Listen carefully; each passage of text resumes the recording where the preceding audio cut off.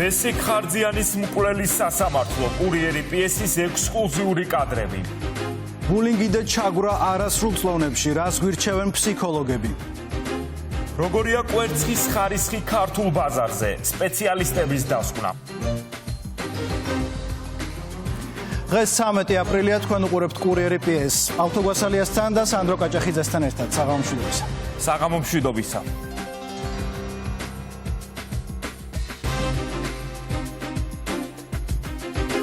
ბოლო რამდენიმე დღეა თურქეთი პოლიტიკური მოლაპარაკებების მთავარი ეპიცენტრია. რეჯეპ ტაიპ ერდოღანის მასპინძლობით დიპლომატიის ფორუმმა სხვადასხვა ქვეყნის პრეზიდენტებს, პრემიერებს და საგარეო საქმეთა მინისტრებს მოუყარა თავი. მიზანი სახელმწიფოთა კოორდინირებული მოქმედება და გრძელვადიანი მშვიდობის განმტკიცებისთვის ქვეყნებს შორის დიალოგის აუცილებლობაა. პანელური დისკუსიები და საქართველოს პრემიერ-მინისტრის პირისპირ შეხვედრები თურქეთის, აზერბაიჯანის, უნგრეთისა და სხვა ქვეყნების ლიდერებთან. ღონისძიება, რომელსაც 6000-მდე მაღალი რანგის სტუმარი დაესწრო ქართულმა დელეგაციამ, რამდენიმე მნიშვნელოვან თემაზე სასაუბროდ გამოიყენა. ხაზი გაისვა ჩვენი ქვეყნის სტრატეგიულ მდებარეობას და როლს სამხრეთ კავკასიის მშვიდობასა და შუა დერეფნის კონცეფციაში. მირიან გორგოძე მუშაობს ანტალიაში, ის უერთდება ახლა კურიერი პიესს. მირიან, საღამომშვიდობისა, როგორია შედეგები და გზავნილები, რომლითაც ქართული დელეგაცია თურქეთიდან საქართველოში ბრუნდება. საღამომშვიდობის, როგორც ქართული დელეგაციის წევრებმა განაცხადეს, დიპლომატიის ფორუმში მონაწილეობა და შედეგები არის საქართველოსთვის საკმაოდ პროდუქტიული და პოზიტიური. ჩვენ შეგვიძლია ტელემაყურებელს კიდევ ერთხელ შევახსენოთ, რომ დიპლომატიური ფორუმი, რომელსაც ანტალიამ უმასპინძლა, გაიმართა აქ და დიპლომატიური ფორუმის სახელწოდება იყო დიპლომატიის აღდგენა ფრაგმენტულ სამყაროში ანტალიაში, აქ სადაც ახლა ჩვენ ვიმყოფებით, მონაწილეები შეიკრიბნენ იმისათვის, რომ ემსჯელათ თანამედროვე სამყაროში დიპლომატიის წინაშე არსებულ გამოწვევებთან დაკავშირებით, დიპლომატიის როლსა და პრინციპებზე, ასევე კონფლიქტების მოგვარების ინსტრუმენტებზე და დაესახათ ზოგადად მედიაციის სტრატეგიები. სხვა ლიდერების მსგავსად ფორუმში მონაწილეობა მიიღო საქართველოს პრემიერ-მინისტრმა ირაკლი კობახიძემ, რომელიც დაესწრო დიპლომატიის ფორუმის გახსნის ღონისძიებას 11 აპრილს და ამის შემდეგ უკვე აქტიურად ჩაერთო ფორუმის დღის წესრიგით გაწერილ ღონისძიებებში. მაგალითად, ირაკლი კობახიძემ ფორუმის გახსნის დღეს მიიღო მონაწილეობა საკმაოდ საინტერესო დისკუსიაში, სადაც სხვა მონაწილეებთან ერთად საქართველოს პრემიერ-მინისტრმა ასევე იბრძოლა და ისაუბრა ზოგადად ფორუმის მთავარ განსახილველ საკითხთან მიმართებაში, თუ როგორ უნდა გაძლიერდეს დიპლომატიის როლი და დიპლომატიის როლისა და სტატუსის გაძლიერების აუცილებლობაზე გაამახვილა მან ყურადღება.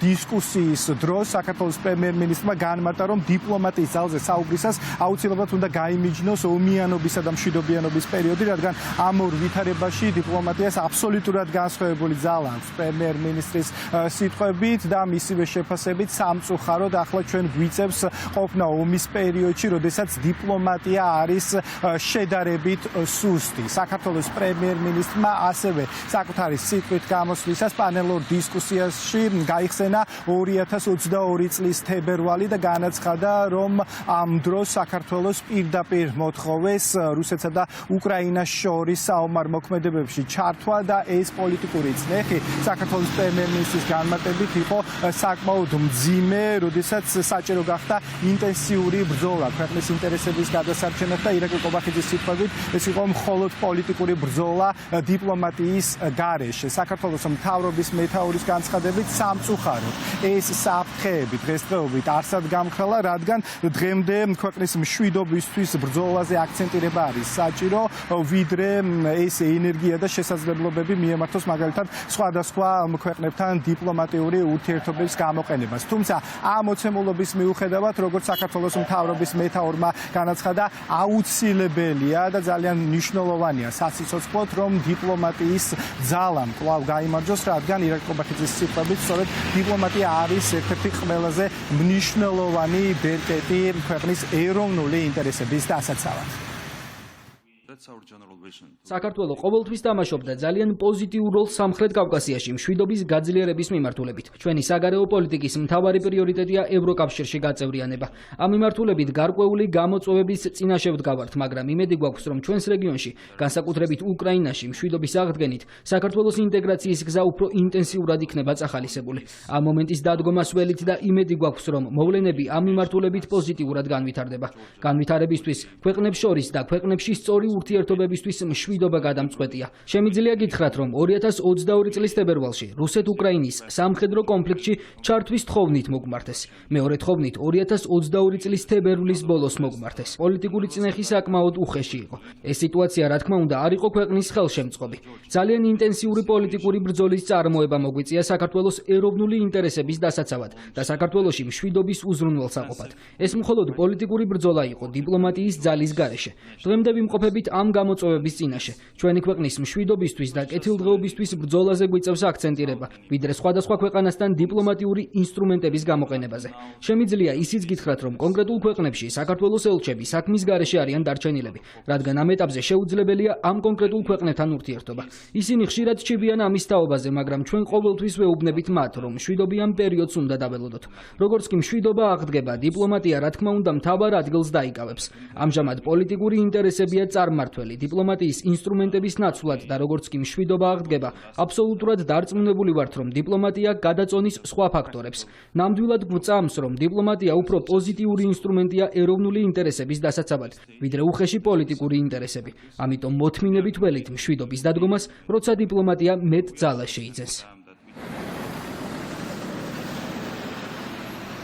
ახლა როდესაც ჩვენ საუბრობთ ზოგადად დიპლომატიის როლის გაძლიერებაზე, ან თუნდაც სხვადასხვა ქვეყნებს შორის პარტნიორული კავშირის გაღრმავებაზე, რა თქმა უნდა, არ არსებობს უკეთესი ადგილი და სივრცე ამაზე სასაუბროთ, ვიდრე დიპლომატიური ფორუმია. შესაბამისად, შეიძლება ითქვას, რომ საქართველოს პრემიერ-მინისტრმა ძალიან კარგად, პოზიტიურად და აქტიურად გამოიყენა შესაძლებლობა დიპლომატიურ ფორუმში მონაწილეობისა და მან გამართა ძალიან მაღალი დონის და პროდუქტიული ორმხრივი შეხვედრები. მაგალითად, დიპლომატიის ფორუმის ფარგლებში საქართველოს პრემიერ-მინისტრი ირაკლი ყობახიძე შეხვდა აზერბაიჯანის პრეზიდენტს ილჰამ ალიევს. ჩვენი ტელემაყურებლისთვის ძალიან კარგად არის ცნობილი იმ სტრატეგიული თანამშრომლობის და ასევე საერთაშორისო მნიშვნელოვანი და რეგიონული პროექტების შესახებ, რომელსაც ახორციელებს საქართველო და აზერბაიჯანი და ეს პროექტები, რა თქმა უნდა, არის სარგებლის მონტანი არა მხოლოდ კონკრეტულად ორი ქვეყნისთვის, საქართველოსა და აზერბაიჯანისათვის, არამედ მთელი რეგიონისათვის. ასევე მნიშვნელოვანია, რომ ფორუმის ფარგლებში საქართველოს პრემიერ-მინისტრი შეხვდა ევროპის საბჭოს გენერალურ მდივანს ალენ ბერსეს და ამ შეხვედრის მიმდინარეობისას ირაკლი ყობახიძემ მიაწოდა ალენ ბერსეს ინფორმაცია ქვეყანაში მიმდინარე პროცესების შესახებ და ამავე დროს ისაუბრა იმ გამოწვევებზე, რომელსაც ქვეყანა ხვდება ევროინტეგრაციის გზაზე. ამავე დროს შეხვედრის მიმდინარეობისას კიდევ ერთხელ გამოითქვა მზადყოფნა საქართველოს მხრიდან, რომ ევროპის საბჭოსთან გაგრძელდეს კონსტრუქციული დიალოგი და სწორედ კავშირების გაღრმავების აუცილებლობაზე გაამახვილა ყურადღება თავად ევროსაბჭოს გენერალურმა მდივანმა ალენ ბერსემ, მას შემდეგ რაც დაასრულა შეხვედრა საქართველოს პრემიერ-მინისტრთან, ჩვენ გვქონდა შესაძლებლობა მას გავსაუბრებოდით და ალენ ბერსემ განაცხადა, რომ ევროპის საბჭოს როლი არა მარტო კავშირზე ყოფნა საქართველოსთან, არამედ ამ კავშირების კიდევ უფრო გაუმჯობესება და გენერალური მდივნის სიტყვებით, ასევე ევროსაბჭოს მიზანია ქართულ მხარესთან კონსტრუქციული დიალოგის წარმართვა და მომავალში გაგრძელება. ფორუმის ფარგლებში ასევე კიდევ ერთი მნიშვნელოვანი შეხვედრა გაიმართა. ირაკლი ყობახიძე შეხვდა უნგრელ კოლეგას, პრემიერ-მინისტრს ვიქტორ ორბანს და კიდევ ერთხელ ამ შეხვედრაზე ხაზი გაისვა უნგრეთის სრულ მხარდაჭერას საქართველოს ევროინტეგრაციის გზაზე და ირაკლი ყობახიძე ასევე შეხვდა ანტალიაში თურქეთის პრეზიდენტს რეჯეფ თაიფ ერდოღანს, რომელიც იყო ანტალიის დიპლომატიის ფორუმის მთავარი ორგანიზატორი და მასპინძელი და ბუნებრივია ამ შეხვედრაზე კიდევ ერთხელ ისაუბრეს ორ ქვეყანას შორის არსებული მჭიდრო პარტნიორული კავშირების გაღრმავების აუცილებლობაზე და კიდევ ერთხელ ითქვა, რომ საქართველოსა და თურქეთს შორის მართალია ურთიერთობები საკმაოდ მაღალ ნიშნულზეა, თუმცა ყოველთვის არსებობს გარკვეული პოტენციალი, რომ ეს ურთიერთობები კიდევ უფრო გააქტიურდეს. ფორუმის ფარგლებში ჩვენ გვქონდა შესაძლებლობა, რომ გავსაუბრებოდით საქართველოს სტრატეგიული პარტნიორებიდან პოლიტიკოსებს, წარმომადგენლებს კონკრეტული ქვეყნებიდან და შეიძლება ითქვას, რომ ჩვენ მოვისმინეთ განცხადებები, რა დროსაც უცხოელი დიპლომატები აკრიტიკებენ ევროპულ სტრუქტურებს საქართველოსადმი მიდგომის მიმართულებით. მაგალითად, ასე მოხდა, როდესაც ჩვენ ვესაუბრეთ მევლუდ ჩაუშოხის, რომელიც გახდათ თურქეთის ყოფილი საგარეო საქმეთა მინისტრი და ამჟამად ის არის თურქეთის დელეგაციის ხელმძღვანელი ნატოს საპარლამენტო ასამბლეაში, რომელმაც გააკრიტიკა ევროპარლამენტი და ევროპის საბჭოს საპარლამენტო ასამბლეა და თქვა, რომ ეს ევროპული სტრუქტურები საქართველოს არასათანადოდ epყრობიან და მსგავსი პოზიცია გაახმოვანა ჩვენთან საუბრისას ასევე უნგრეთის საგარეო საქმეთა მინისტრმა პიტერ სიატომ, რომელმაც თქვა, რომ ზოგადად ოფიციალური ბრიუსელი ორმაგ სტანდარტს იყენებს საქართველოსადმი მიდგომებში.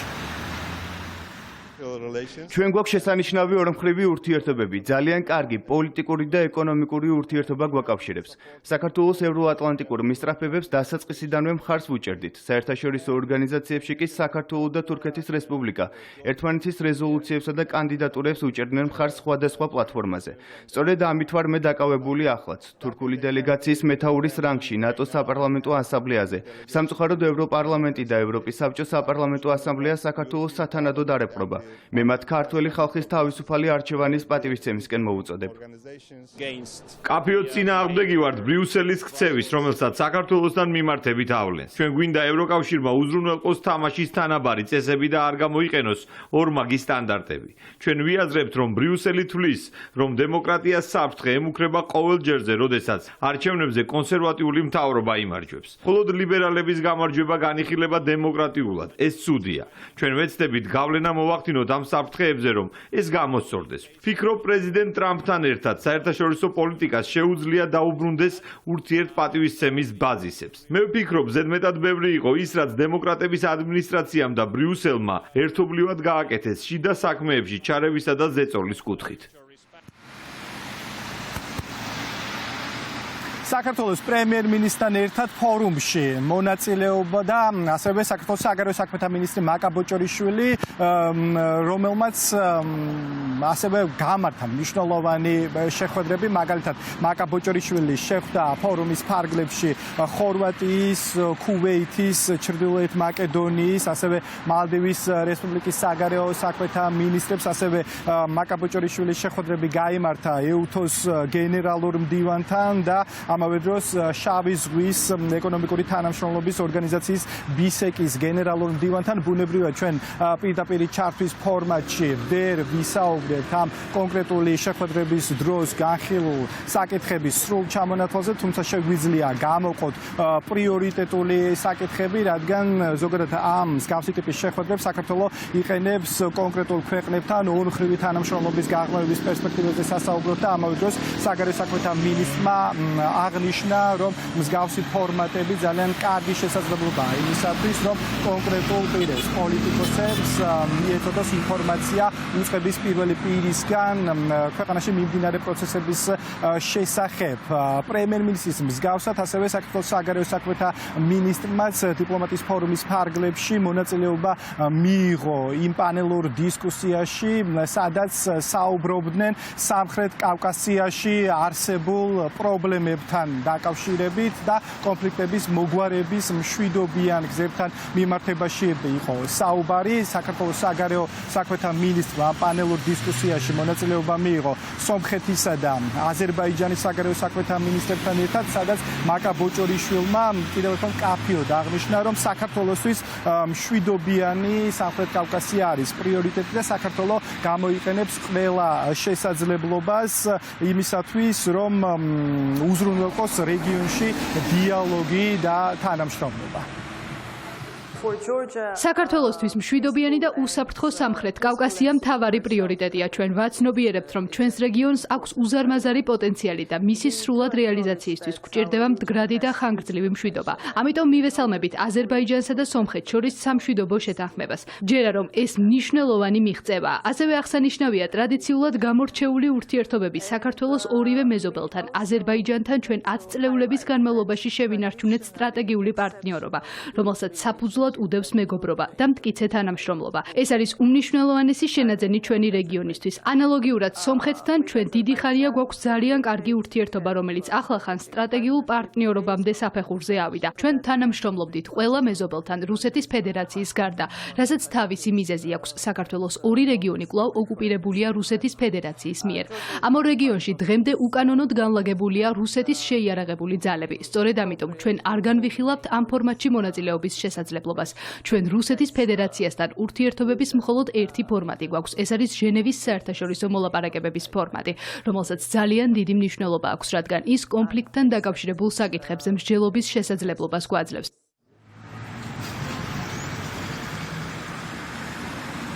ანტალიის დიპლომატიური ფორუმი უკვე დასრულებულია და კურიერის გადამღებ ჯგუფს მე და ჩემს ოპერატორს რევაზ დიდბერაშვილს ჰქონდა შესაძლებლობა და დავესწარით იმ დიპლომატიურ ფორუმს, რომელსაც ანტალიამ უკვე მეოთხედ უმასპინძლა. მადლობა მირიან გორგოძე საუბრობდა თურქეთიდან კურიერ პიესის პირდაპირ ეთერში. ტრამპის სატარიფო პოლიტიკის ეფექტი. ვინ გაიმარჯვებს სავაჭრო ომში? ამერიკის შეერთებულმა შტატებმა ტაიმაუტი აიღო და გადაწყვეტილება 90 დღით შეაჩერა. შემდეგი ნაბიჯი მოლაპარაკება. 75 ქვეყანა მზადაა ვაშინგტონთან საერთო ენა გამონახოს და ამ ეტაპზე საპასუხო ტარიფების დაწესებისგან თავი შეიკავოს. მოვლენათა განვითარების ნებისმიერი სცენარისთვისაა მზად კიდევ ერთი გლობალური მოთამაშე. ევროკავშირი, რომელიც ამერიკასთან არც კონსულტაციას გამორიცხავს და არც ციფრებით კონფრონტაციას. ერთადერთი სახელმწიფო, რომლისთვისაც მაღალი ტარიფები ძალაში რჩება, ჩინეთია. მსოფლიოს რიგით მეორე ეკონომიკასთან დონალდ ტრამპმა სავაჭრო ტარიფი 104-დან უკვე 145%-მდე გაზარდა. არც პასუხმა დააყოვნა, რის გამოც ამერიკა-ჩინეთს შორის მიმდინარე სატარიფო ომს უკვე უწოდეს ტიტანების ბრძოლა.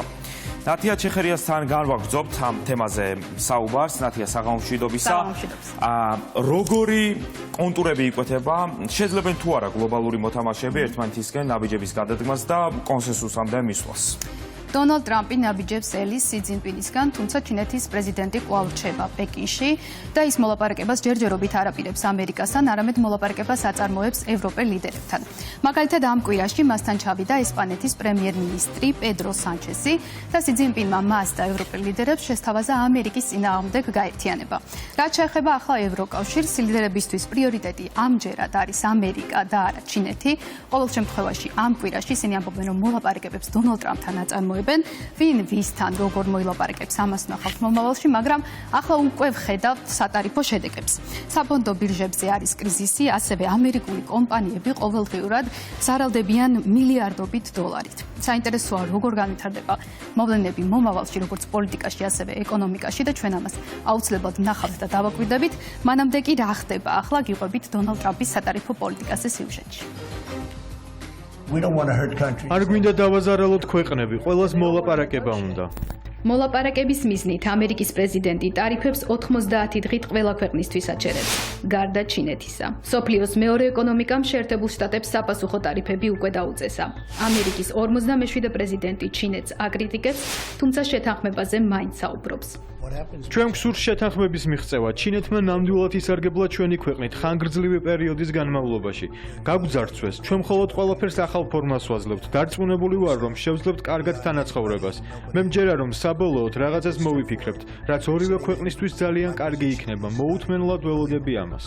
დონალდ ტრამპის მოლოდინი ჯერჯერობით არ მართლდება. ჩინეთის 125, ამერიკის 145%-ის პირისპირ. ეს ოფიციალური პეკინის პასუხია. ჩინეთმა ამერიკულ საქონელზე იმპორტის გადასახადი 84-დან 125%-მდე გაზარდა. ჩინეთი არ ქმნის პრობლემებს და არ ეშენია პრობლემების. ზეწოლა, მუქარა ან შანტაჟი არ არის ჩინეთთან ურთიერთობის სწორი გზა. ამერიკა თუ უგულებელყოფს ორივე ქვეყნისა და საერთაშორისო საზოგადოების ინტერესებს და დაჟინებით მოითხოვს სატარიფო ან სავაჭრო ომს, ჩინეთი ბოლომდე იბრძოლებს. ბრძოლას რომ აპირებენ, ეს დაადასტურა ჩინეთის პრეზიდენტმა. ჩინეთს არ ეშინია. სი ძინპინმა დონალდ ტრამპის ტარიფების საპასუხოდ პირველი საჯარო განცხადება პეკინში გააკეთა, როდესაც მასთან ოფიციალური ვიზიტით ესპანეთის პრემიერ-მინისტრი პედრო სანჩესი ჩავიდა. სავაჭრო ომში გამარჯვებული არავინ იქნება და მთელი მსოფლიოს წინააღმდეგ წასვლა იზოლაციას გამოიწვევს. ჩინეთი თვითქმარია, ის არასდროს იყო დამოკიდებული ვინმე საჩუქრებზე და მას არ ეშინია. სი ძინპინი ევროკავშირში მოკავშირეებს ეძებს და ქვეყნებს მოუწოდებს, რომ ერთობლივად დაუპირისპირდნენ ცალმხრივი ბულინგის პრაქტიკას. თუმცა ევროკავშირში ჯერჯერობით სხვა გეგმები აქვთ. ისინი ტრამპის მიერ დაწესებულ 90 დღიან პაუზას ამერიკულ მხარესთან მოლაპარაკებებისთვის გამოიყენებენ. ჩვენ მზად ვართ ვიმუშაოთ შეერთებულ შტატებთან და ვიპოვოთ კონსტრუქციული ორმხრივად მისაღები გადაწყვეტილებები. ამიტომაც ჩვენ ასევე შევაჩერეთ 90 დღით ჩვენი პირველი საპასუხო ტარიფები. თუ ვერ დავინახავთ ნაბიჯებს ამერიკის მხრიდანაც და მზადყოფნას, შეაჩერო სატარიფო პოლიტიკა ჩვენ მოგვიწევს ჩვენი ეკონომიკის დაცვა.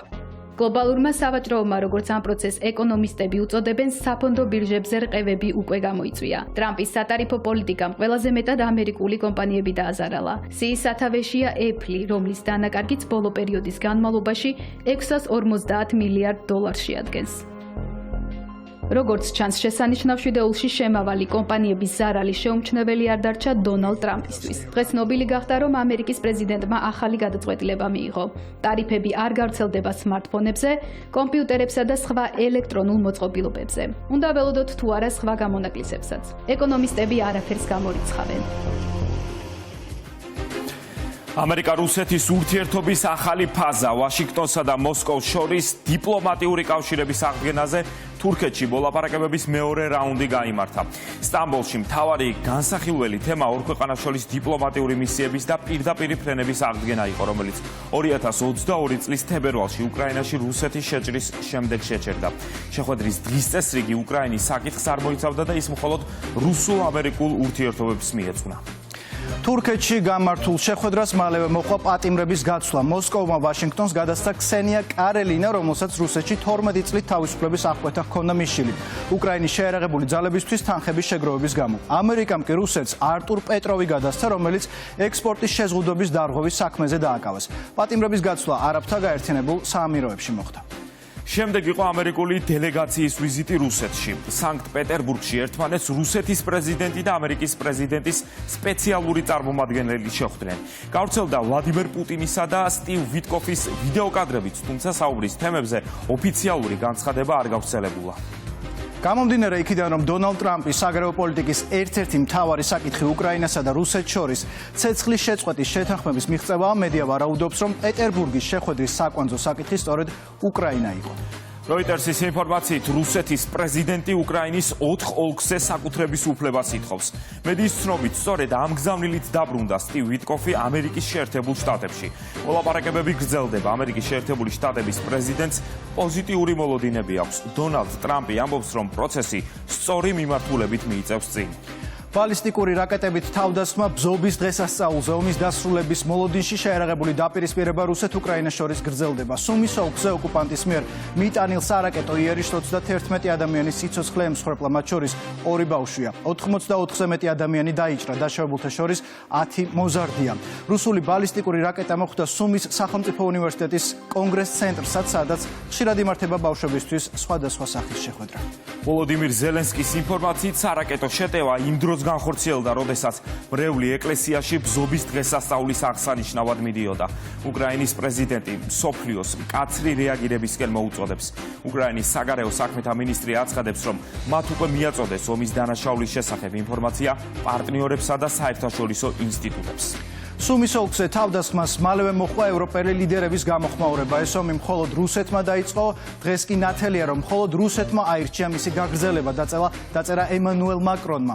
უკრაინას მხარდაჭერას უდასტურებს ლიეტუვის პრეზიდენტიც. სუმის ცენტრზე განხორციელებულ თავდასხმას კაია კალასიც გამოეხმაურა. ევროკავშირის უმაღლესი წარმომადგენელი საგარეო საქმეთა და უსაფრთხოების საკითხებში წერს, რომ მისი ფიქრები ახლა მხოლოდ უკრაინელ ხალხთანაა. კვლელის პირველი კადრების სასამართლო დარბაზიდან ბესიკ ხარზიანის საქმე. როდის ალაპარაკდება ფარიდ გურბანოვი? შემზარავი დანაშაულები. საგამოძიებო კომისია გახმაურებული საქმეების გაუხმაურებელ დეტალებს ისმეს. მიხეილ სააკაშვილის ხელისუფლების დროინდელი საქმეები. ის, ვინც ძალადობა და ტერორი წლების წინ საკუთარ თავზე გამოსცადა, სრული სურათის აღდგენას საჯაროდ და პირდაპირ ეთერში ცდილობს. შვილმოკლული მშობლები, დაინვალიდებული ადამიანები, ქონება ჩამორთმეული ბიზნესმენები.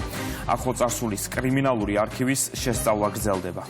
ნაციონალური მოძრაობის ხელისუფლების ერთ-ერთი პირველი სპეცოპერაცია 19 წლის ბუტაროფაგიცის მკვლელობის საქმე, სერჟანტ როინ შავაძის სასტიკი მკვლელობა. გაუბედურებული ოჯახები და მამები, რომლებსაც თვალწინ შვილის გაუპატიურებით ემუქრებოდნენ. საგამოძიებო კომისიის მუშაობის მესამე კვირა. იზი ბურნაძე უერთდება კურიერი პრესის სტუდიას. იზი, საღამოშვიდობის. როგორია კომისიის მუშაობის დღის წესრიგი, რა საქმეები დარჩა განსახილველი და ვინ არის დაბარებული პარლამენტში? საღამოშვიდობის საგამოძიებო კომისიის დღის წესრიგი საკმაოდ დატვირთულია, შესაბამისად აქტიურად გრძელდება მუშაობის პროცესიც. მომდევნო სხდომა არის ჩანიშნული ხვალ 14 აპრილს და გაფართოებული მანდატის ფარგლებში საკანონმდებლო ორგანოში ელოდებიან გიორგი გახარიას. საგამოძიებო კომისიას გახარიასთან კითხვები აქვს შინაგან საქმეთა მინისტრობისა და პრემიერობის პერიოდში გაწეულ საქმიანობასთან დაკავშირებით, ასევე კითხვები არსებობს მიღებულ გადაწყვეტილებებთან დაკავშირებით, მათ შორის 20 ივნისის მოვლენებზეც. თუმცა, მივა თუ არა პარლამენტში გიორგი გახარია, ეს არის ჯერჯერობით უცნობი, მაგრამ ცნობილია იმ ოპოზიციონერების პოზიცია, ვინც უარი თქვეს კანონიერ მოთხოვნაზე და არ მივიდნენ საგამოძიებო კომისიასთან უარი განაცხადეს თანამშრომლობაზე და შესაბამისად მათი საქმეები გადაეცა პროკურატურასა და შემდეგ უკვე სასამართლოს. ყველა ის პირი, ვინც უარს იტყვის კანონის აი ამ მოთხოვნაზე, მოუწევს რომ გაიაროს ეს გზა. ნახოთ ვინ რა გზას გაივლის და როგორი იქნება მომდევნო კვირა, თუმცა სანამ იქნება მომავალი, საკმაოდ საინტერესო იყო აწმყოც და მიმდინარე კვირაც საგამოძიებო კომისიის ხდომაზე განიხილეს ბევრი საქმე და მოვისმინეთ უმძიმესი ისტორიები. არაადამიანური მოპყრობა ახსენეთ თქვენს, ასევე წამების ფაქტები, ასევე მუქარები, შვილით. ეს არის ის მცირე ისტორიები, რომლებიც საკუთარ თავზე გამოსცადეს ადამიანებმა წინა ხელისუფლების პერიოდში.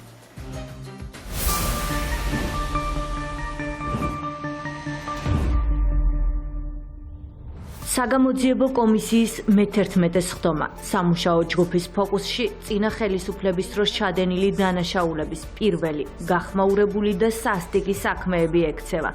საგამოძიებო კომისია შვილმკვდარ დედას უსმეს, რომელიც 21 წლის შემდეგ მძიმე ისტორიას იხსენებს. თუმცა, სანამ იამეტრეველი შვილის მკვლელობის დეტალებს გაიხსენებს, სხდომაზე სადემონსტრაციო ვიდეოს აჩვენებენ. ვიდეოს, რომელიც ნაციონალური მოძრაობის მაღალჩინოსნების პოლიტიკურ მიდგომებს რამდენიმე წამში ადევს. Klieras უნდა გაუქმდეს პირობითი საჯელი, არანაირი პირობითი საჯელი, ყველა ციხეში. საქართველოს პოლიციელებს, სპეცნაზელებს, ყველა არავითარ შემთხვევაში არ შეკითებდნენ ხელი. 2004 წელი, 24 ნოემბერი და საბედისწერო გასროლა, რომელიც ერთი ოჯახის ცხოვრებას ჯოჯოხეთად აქცევს. ტყვია 19 წლის ბუტა რობაქიძის სიცოცხლეს ასრულებს. ოჯახი სიმართლის ძიებას იწყებს, თუმცა სამართალს ვერ პოულობს. შვილმკვდარი დედა 21 წლის წინანდელ მოვლენებს დეტალურად იხსენებს და საგამოძიებო კომისიას მაშინდელი ხელისუფლების მიერ გაცემულ ბრძანებებსა და დადგმულ სცენარებზე უყვება. აქცენტი კეთდება იმ ფაქტზე, თუ როგორ მიიტანეს დანაშაულის ადგილზე იარაღი და ახალგაზრდებს მანქანაში კვალის დაფარვის მიზნით ჩაუდეს. უკვე რომ ბავშვი დავარდა, იმის მაგივრად რომ აეტეხათ ამბავი და მიეხედათ ბავშვისთვის, უკვე აღარ იცოდნენ რა ექნათ, აფორიაქდნენ, დაიბნენ და უწყეს ამ ბავშვებს რტყმევა. მე მინდა აღნიშნო ორი პატრული განსაკუთრებული სისასტიკით, რომლებიც გამოირჩეოდნენ, ეს იყო მაიზერ ლიპარტელიანი ერთ-ერთი და მეორე იყო ლობჟანიძე. ისინი დაჭერილები იქნენ, თუმცა მიშამ გაანთავისუფლა. გადაურეკეს ზემდგომებს და ეს იყო ოქრუაშვილი, ერთ-ერთი მთავარი, ადეიშვილი ოქრუაშვილი და იქიდან მიიღეს ბრძანება, რომ ბოლომდე მიიყვანეთ ყველაფერი, პატრულის იმიჯი არ უნდა შეილახოს. რამდენიმე წუთიანი ვიდეო მინდა ახალგაზრდებს ვაჩვენო, რას ამბობს ის უკვე ჩვენი ხელისუფლებაში მოსვლის შემდეგ. შემთხვევის ადგილი გაყალბებულია, ნამდვილად იარაღი ჩადებულია და ერთ-ერთი იარაღის ჩამდების თანამონაწილე ახალგაზრდა ბართია, რომელსაც ჩადებული ჰქონდა ხელკუბა, რომ გახლავართ. იმას, რასაც დადგმულ სცენარზე ია მეტრეველი ამბობს, ადასტურებს მაშინდელი შინაგან საქმეთა სამინისტროს დაქვემდებარებაში არსებული გადაცემა პატრულის ყოფილი ჟურნალისტიც. კომისიის წინაშე გუჩა მუკბანიანია, რომელიც შემთხვევის ადგილზე მაშინ მივიდა, როცა ბუტა რობაქიძე ჯერ კიდევ ცოცხალი იყო. როგორ გააყალბა მაშინდელმა ხელისუფლებამ 19 წლის ბიჭის მკვლელობის საქმე, ჟურნალისტი დანაშაულებრივი სურათის შეცვლის ოპერაციის დეტალებს კომისიას უყვება. კასეტა ამოიღო დონაძემ და ეს კასეტა მას შემდეგ არავის უნახავს არასდროს. გადავიდნენ მიქაძე და დონაძე მანქანიდან, რომ მიუახლოვდი შემთხვევის ადგილს. მანქანა მაშინ, რომელიც ნანახი მყავდა, რომ მანქანა იდგა ჩვეულებრივად და ეს ბავშვები იყვნენ მანქანიდან გადმოსული, მანქანის საბარგულზე არც ტანკის გარდა ყველაფერი ალაქი. რეალურად ამ გადაღებას აბსოლუტურად ოპერირებდა გურამ დონაძე. ვაზე პირებინებს ნაბეჭდ ჩვენს ჩვენებას ჩვენ რა უნდა ვთქვათ. გურამ დონაძე გვეუბნება, რომ თუ ერთ სიტყვას მაინც აქედან შეცვლით, ან რაღაცა იქ თქვენ რამე შეგეშლებათ, ან მოგინდებათ, ხომ იცით რა გელოდებათ? ეს ერთი ფაქტი და ერთი ოჯახის ტრაგედია, თუმცა არა გამონაგლისი. წინა ხელისუფლების ქმედებებმა სასტიკი კვალი ასეულობით ადამიანს დაუტოვა. მე-11 ხდომაზევე საგამოძიებო კომისიის წინაშე ეგრეთ წოდებული ზილების რევოლუციის საქმის მოწმეები არიან. ცემა, წამება, შვილებზე მუქარა. როგორ მოაწერინეს ცრუ ჩვენებებზე ხელი ბესიკ და ლერი ბერიტაშვილებს. წარსული საკანონმდებლო ორგანოში ბიძაშვილებმაც გაიხსენეს. ბერიტაშვილები იმ 8 პირს შორის არიან, რომლებიც 2011 წელს დააგავეს. მაშინ შინაგან საქმეთა სამინისტრო ამტკიცებდა, რომ ორგანიზებულ ჯგუფს მაისის საპროტესტო აქციების დროს თავდაცვის ყოფილი მინისტრის ირაკლი ოქრუაშვილისთვის სამხედრო მხარდაჭერა უნდა აღმოეჩინა. შემოდის ვინმე კვარაცხელია და შემოდის ამასთან ერთად მეორე პიროვნება და ამისი შვილი, ანუ ჩემს გოგოზია, მაშინ ჩემი შვილი 14 წლის იყო. ეხლა მივიდა სახლში და რა ვქნათ. უტრიანდება ახალაია და ეუბნება ესეთ რაღაცას, რომ მოიყვანეთ. და ეს კვარაცხელია აპატიეთ ყველამ აბსოლუტურად ჩემი ემოციებისთვის. ეუბნება ესეთ რაღაცას, რომ პირველი მე ვიქნები. კვარაცხელიამ დენით იმდენი მაწამა, რომ გამიხეთქა გული. ეზოში როგორ აწამებდნენ ჩემ შვილს, მე თვითონ ჩემი კამერიდან მაყურებინებდნენ. დაკავება, საპატიმროში ყოფნა და არაადამიანური მოპყრობის ფაქტები. ამავე საქმეზე კომისიის წინაშე წარსულს ლევან ტერაშვილი და ნიკოლოზ ჯანჯალაშვილი იხსენებენ. მოდი ახლა წნევა გავუსინჯოთ. წნევის გასინჯვას ეძახდნენ დენის შეერთებას. პირადად კვარაცხელია მახსოვს. იმის მერე ერთჯერადი პლასმასის წყლის ბოთლით. წყლის ბოთლებით. ელენთა დამიზიანეს და ელენთა მაქვს ამოღებუნით. 7 დღის განმავლობაში შეიძლება ეს ვიღაცისთვის დაუჯერებელი იყოს, მაგრამ მე წყალი არ დამალეილეს საერთოდ. საჭმელზე ლაპარაკი ზედმეტია. ყოველ საღამოს ჩამოდიოდა ოლეგი ფაცაცია და გოგა ბუთლიაშვილი. და ეკრანი არ ჩაგერთო ჯერო. ეკრანი ჩართო ყოფილა ის რომ მე ნაცრისფერ კედლებზე დავინახე ჰალუცინაციები. ვყურებდი ყოველდღე როგორ აწამებდნენ ხალხს. საგამოძიებო კომისიას თანამშრომლობაზე უარს ეუბნება ნიკა გვარამია და ზურაბ გირჩი ჯაფარიძე, თუმცა პროცესი გრძელდება. კომისია იმ გახმაურებული საქმით ინტერესდება, რომელზეც წარსულში ადამიანის უფლებათა ევროპულმა სასამართლომ ევროპული კონვენციის მუხლების დარღვევა დაადგინა და ხელახალი გამოძიების ჩატარება მოითხოვა. პარლამენტში მიდის 2008 წლის აგვისტოში ქობულეთის გზაზე ჩაცხრილული სერჟანტის როინ შავაძის მეუღლე. ციცინო შავაძე მძიმე ისტორიას იხსენებს, რომელიც 17 წლის წინ იწყება და ოჯახისთვის ამ დრომდე გრძელდება. ომგამოვლილი სერჟანტის მეუღლე საკანონმდებლო ორგანოში ყვება, როგორ დაბრუნდა როინ შავაძე აგვისტოს ომიდან სახლში, როგორ განვითარდა მოვლენები 14, 15 და 16 აგვისტოს, როგორ გაიტაცეს ნაწამების სერჟანტი ქობულეთის მიმართულებით და როგორ ჩაცხრილეს გზის პირზე კალაშნიკოვის ავტომატებით. ჯოჯოხეთი გამოგვატარებ, პირდაპირ გვეუბნებოდნენ, რომ არ გვეტირა ხმარა მოგვეღო, მთელ ქუჩა იყო, იდგნენ ფორმიანები, ხალხი ვინც კი მოდიოდა ზოგს აბრუნებდნენ და ეუბნებოდნენ, რომ ახლოს არ გავყარებოდნენ, თუ უნდათ, რომ მათაც ჩვენი ბედი არ გაეზიარებინათ. მიცვალებულმა გახრწნა დაიწყო, რაღაც ისეთი ქონდათ გაკეთებული, რომ სასაულის სული ქონდა. ჩვენ კიდე იძულებული გავხდით მესამე დღეს მიცვალებული სირბილით გაგვეყვანეს სახლიდან. იმიტომ რომ გავსაძლისი იყო უკვე მდგომარეობა. 40-მდე ცეცხლსასროლი ჭრილობა და ფიზიკური დაზიანებები, რომელიც გარდაცვალებამდე ძალადობის შედეგად ჰქონდა მიყენებული. ეს როინ შალაძის ექსპერტიზის დასკვნის შედეგებია. სერჟანტის მეუღლე წარსულთან ერთად აწმყოზეც საუბრობს და ყვება, თუ როგორ ემუქრებიან და აშანტაჟებენ მის ოჯახს.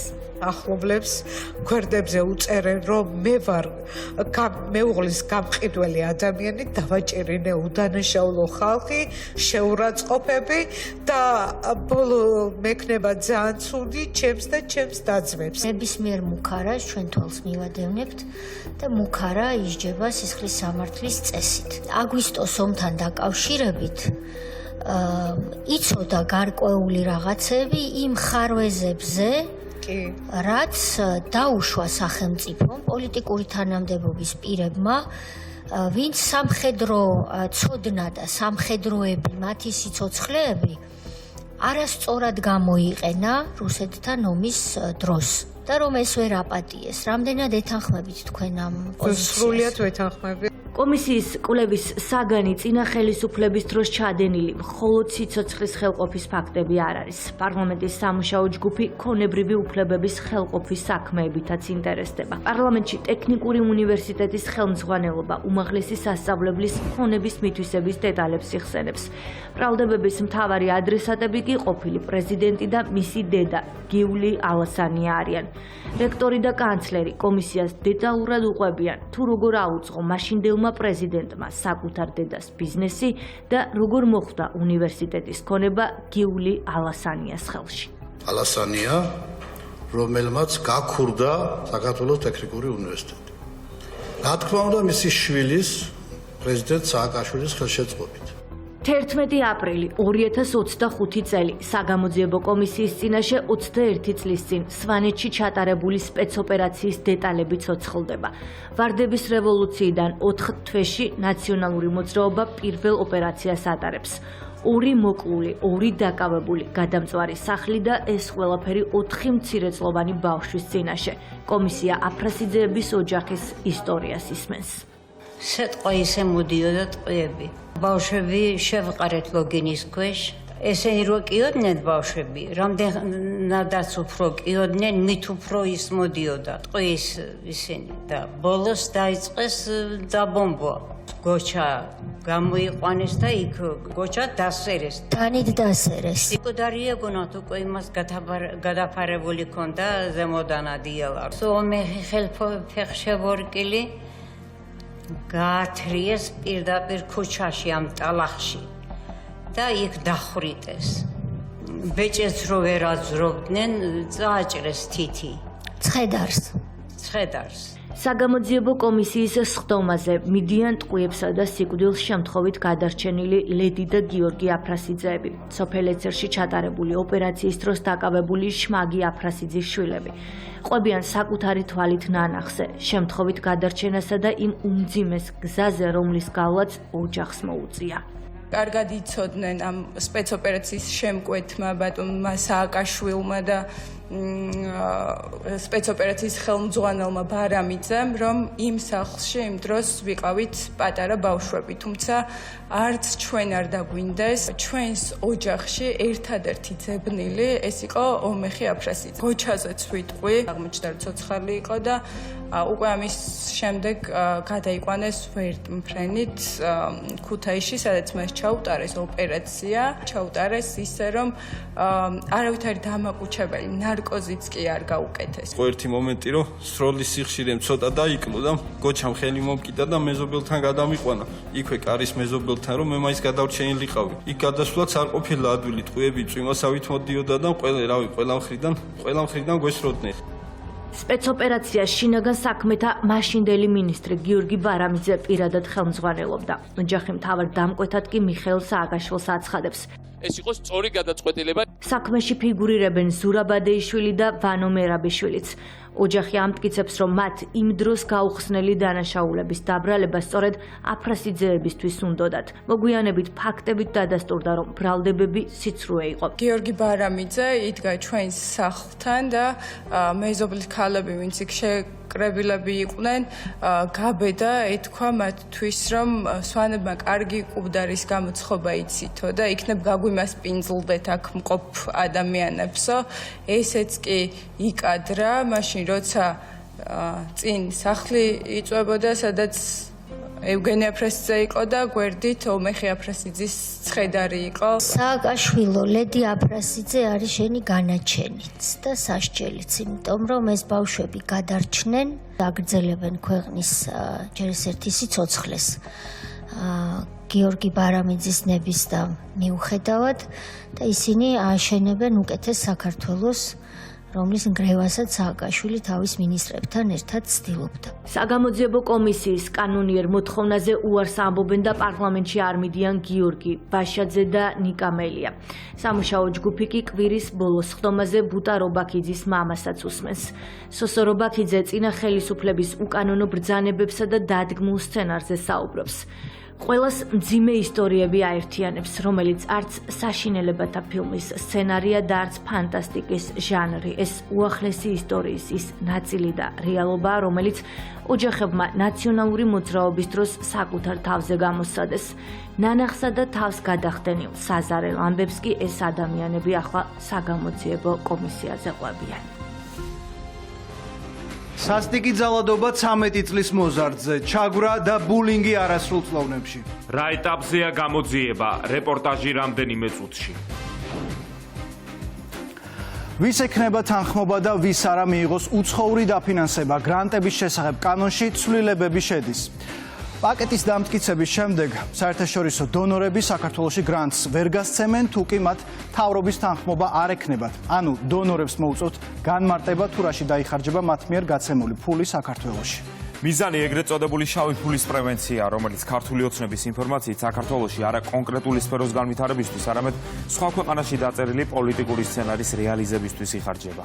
ცვლილებებს პარლამენტი დაჩქარებული წესით დაამტკიცებს. არასამთავრობოები კი, რომლებზეც უცხოური საგრანტო ფინანსების ყველაზე დიდი ნაწილი მოდის, დაუმორჩილებლობისთვის ემზადებიან. შოთა ფალავანდიშვილის რეპორტაჟი. რაც არ მოსწონთ მათ და რაც ცუდია მათთვის, კარგია ქართული სახელმწიფოსთვის და საქართველოსთვის და მისი მოსახლეობისათვის. უმარტივესი ახალი საკანონმდებლო ინიციატივა ძალიან მალე ქვეყანაში უცხოური გრანტების გაცემის წესს შეცვლის. ამიერიდან დონორი ვალდებული იქნება თანხის გაცემის შესახებ ნებართვა მთავრობიდან მოიპოვოს. ტრანშის განხორციელებამდე მის მიზნობრიობასა და გამჭვირვალობას კი ანტიკორუფციული ბიურო შეამოწმებს. უწყების მანდატი ყველა საჭირო დოკუმენტაციის გამოთხოვის უფლებასაც მოიცავს. კანონის დარღვევა შესაძლოა სავარაუდო გრანტის ორმაგი ოდენობის დაკისრებით დაისაჯოს. უმრავლესობის ლიდერისთვის ახალ კანონზე მესამე სექტორის ნეგატიური დამოკიდებულება ადასტურებს, რომ მათი მუშაობის პრინციპი საქართველოში კვლავ არაკეთილსინდისიერია. აგენტურა, რასაც იწუნებს, ის ავტომატურად კარგია. თუმცა ჩვენ ამით არ გავთამამდებით და საზოგადოებრივ ტესტს გაივლის ყველა ჩვენი გადაწყვეტილება. თუ კი ის მართლაც შემოვა ნებისმიერი გრანტი იმ მიზნებისათვის, რომელიც წერია ფურცელზე, კი ბატონო, დიდი სიამოვნებით, მათ შორის მთავრობას დაეთანხმება. ასე ხო არა, რომ აგუძალეთ, აგრძალვა არის ტყუილი. და ისიც ტყუილია, რომ ჩვენ გრანტის მიმღებებს უგზავნებთ რაღაცას. პირიქით საუბარია იმაზე, რომ გრანტის გამცემებს არ ექნებათ მთავრობის თანხმობის გარეშე ამ გრანტის გაცემის უფლება. მესამე სექტორი კვლავ პროტესტს აანონსებს. უმრავლესობის ინიციატივას ქართულმა NGO-ებმა ერთობლივი განცხადებით უპასუხეს. არასამთავრობოების ის ნაწილი, რომელზეც უცხოური დაფინანსების ყველაზე დიდი წილი მოდის, კანონით დაკისრებული ვალდებულებების შესრულებას არ აპირებს. ეს არის ქართველი ხალხის დევნის აქტი და მთელი ამ პერიოდის განმავლობაში ჩვენ ხედავდით, როგორ ეშინოდა ქართველი ხალხის სოლიდარობის ქართულ ოცნებას. მიზნად ისახავს სამოქალაქო საზოგადოების მთლიანად გაქრობას, ამიტომ ყველანაირი გზებით უნდა გაუწიოთ წინააღმდეგობა. კანონი უპირისპირდება გრანტის საფარქვეშ ქვეყანაში სიძულვილისა და დესტაბილიზაციის შემოტანას. ასე განმარტეს ცვლილებების აუცილებლობა ქვეყნის საკანონმდებლო და აღმასრულებელი ხელისუფლების მეთაურებმა. თქვეს, რომ ბოლო წლებში NGO-ების გავლით დესტაბილიზაციური პროცესების არაერთხელ წახალისებამ ცვლილებები აუცილებელი გახადა. ახალი რეგულაცია კი სახელმწიფო უსაფრთხოებისთვის პრევენციული ხასიათის იქნება. გრანტების და NGO-ების მეშვეობით საქართველოში საბჭოთა მეთოდებით ცდილობენ სიძულვილის დათესვას. ეს კანონი შესაბამისად უპირისპირდება არა გრანტს როგორც ასეთს, არამედ უპირისპირდება სიძულვილს. ეს კანონი არის ძალიან მნიშვნელოვანი წინ გადადგმული ნაბიჯი იმისათვის, რომ ჩვენ წინ აღუდგეთ სიძულვილის ხელოვნურად დათესვას ჩვენ საზოგადოებაში. რაც შეეხება გრანტებისაგაც. ახლა ჩვენ ხედავთ, რომ სამწუხაროდ არის ბევრი უპასუხისმგებლო დონორი. ჩვენ ხედავთ, რომ მისცემენ ფულს, შემდეგ ამ ფულით ხდება მოლოტოვის კოქტეილის რეკლამირება, ხდება ფაშისტური კამპანიების განხორციელება, ანუ ესეთი თანხმობა არა გრანტის მიღებაზე, არამედ ესეთი თანხმობა გრანტის გაცემაზე. მესამე სექტორის პოზიციას მთელი კვირის განმავლობაში ტრადიციულად ხელისუფლების ოპონენტები იცავდნენ. ოპოზიციაში ამტკიცებენ, რომ მილიონობით ევროსა და დოლარის დაფინანსება ქვეყანაში მხოლოდ კეთილშობილურ მიზნებს ხმარდება.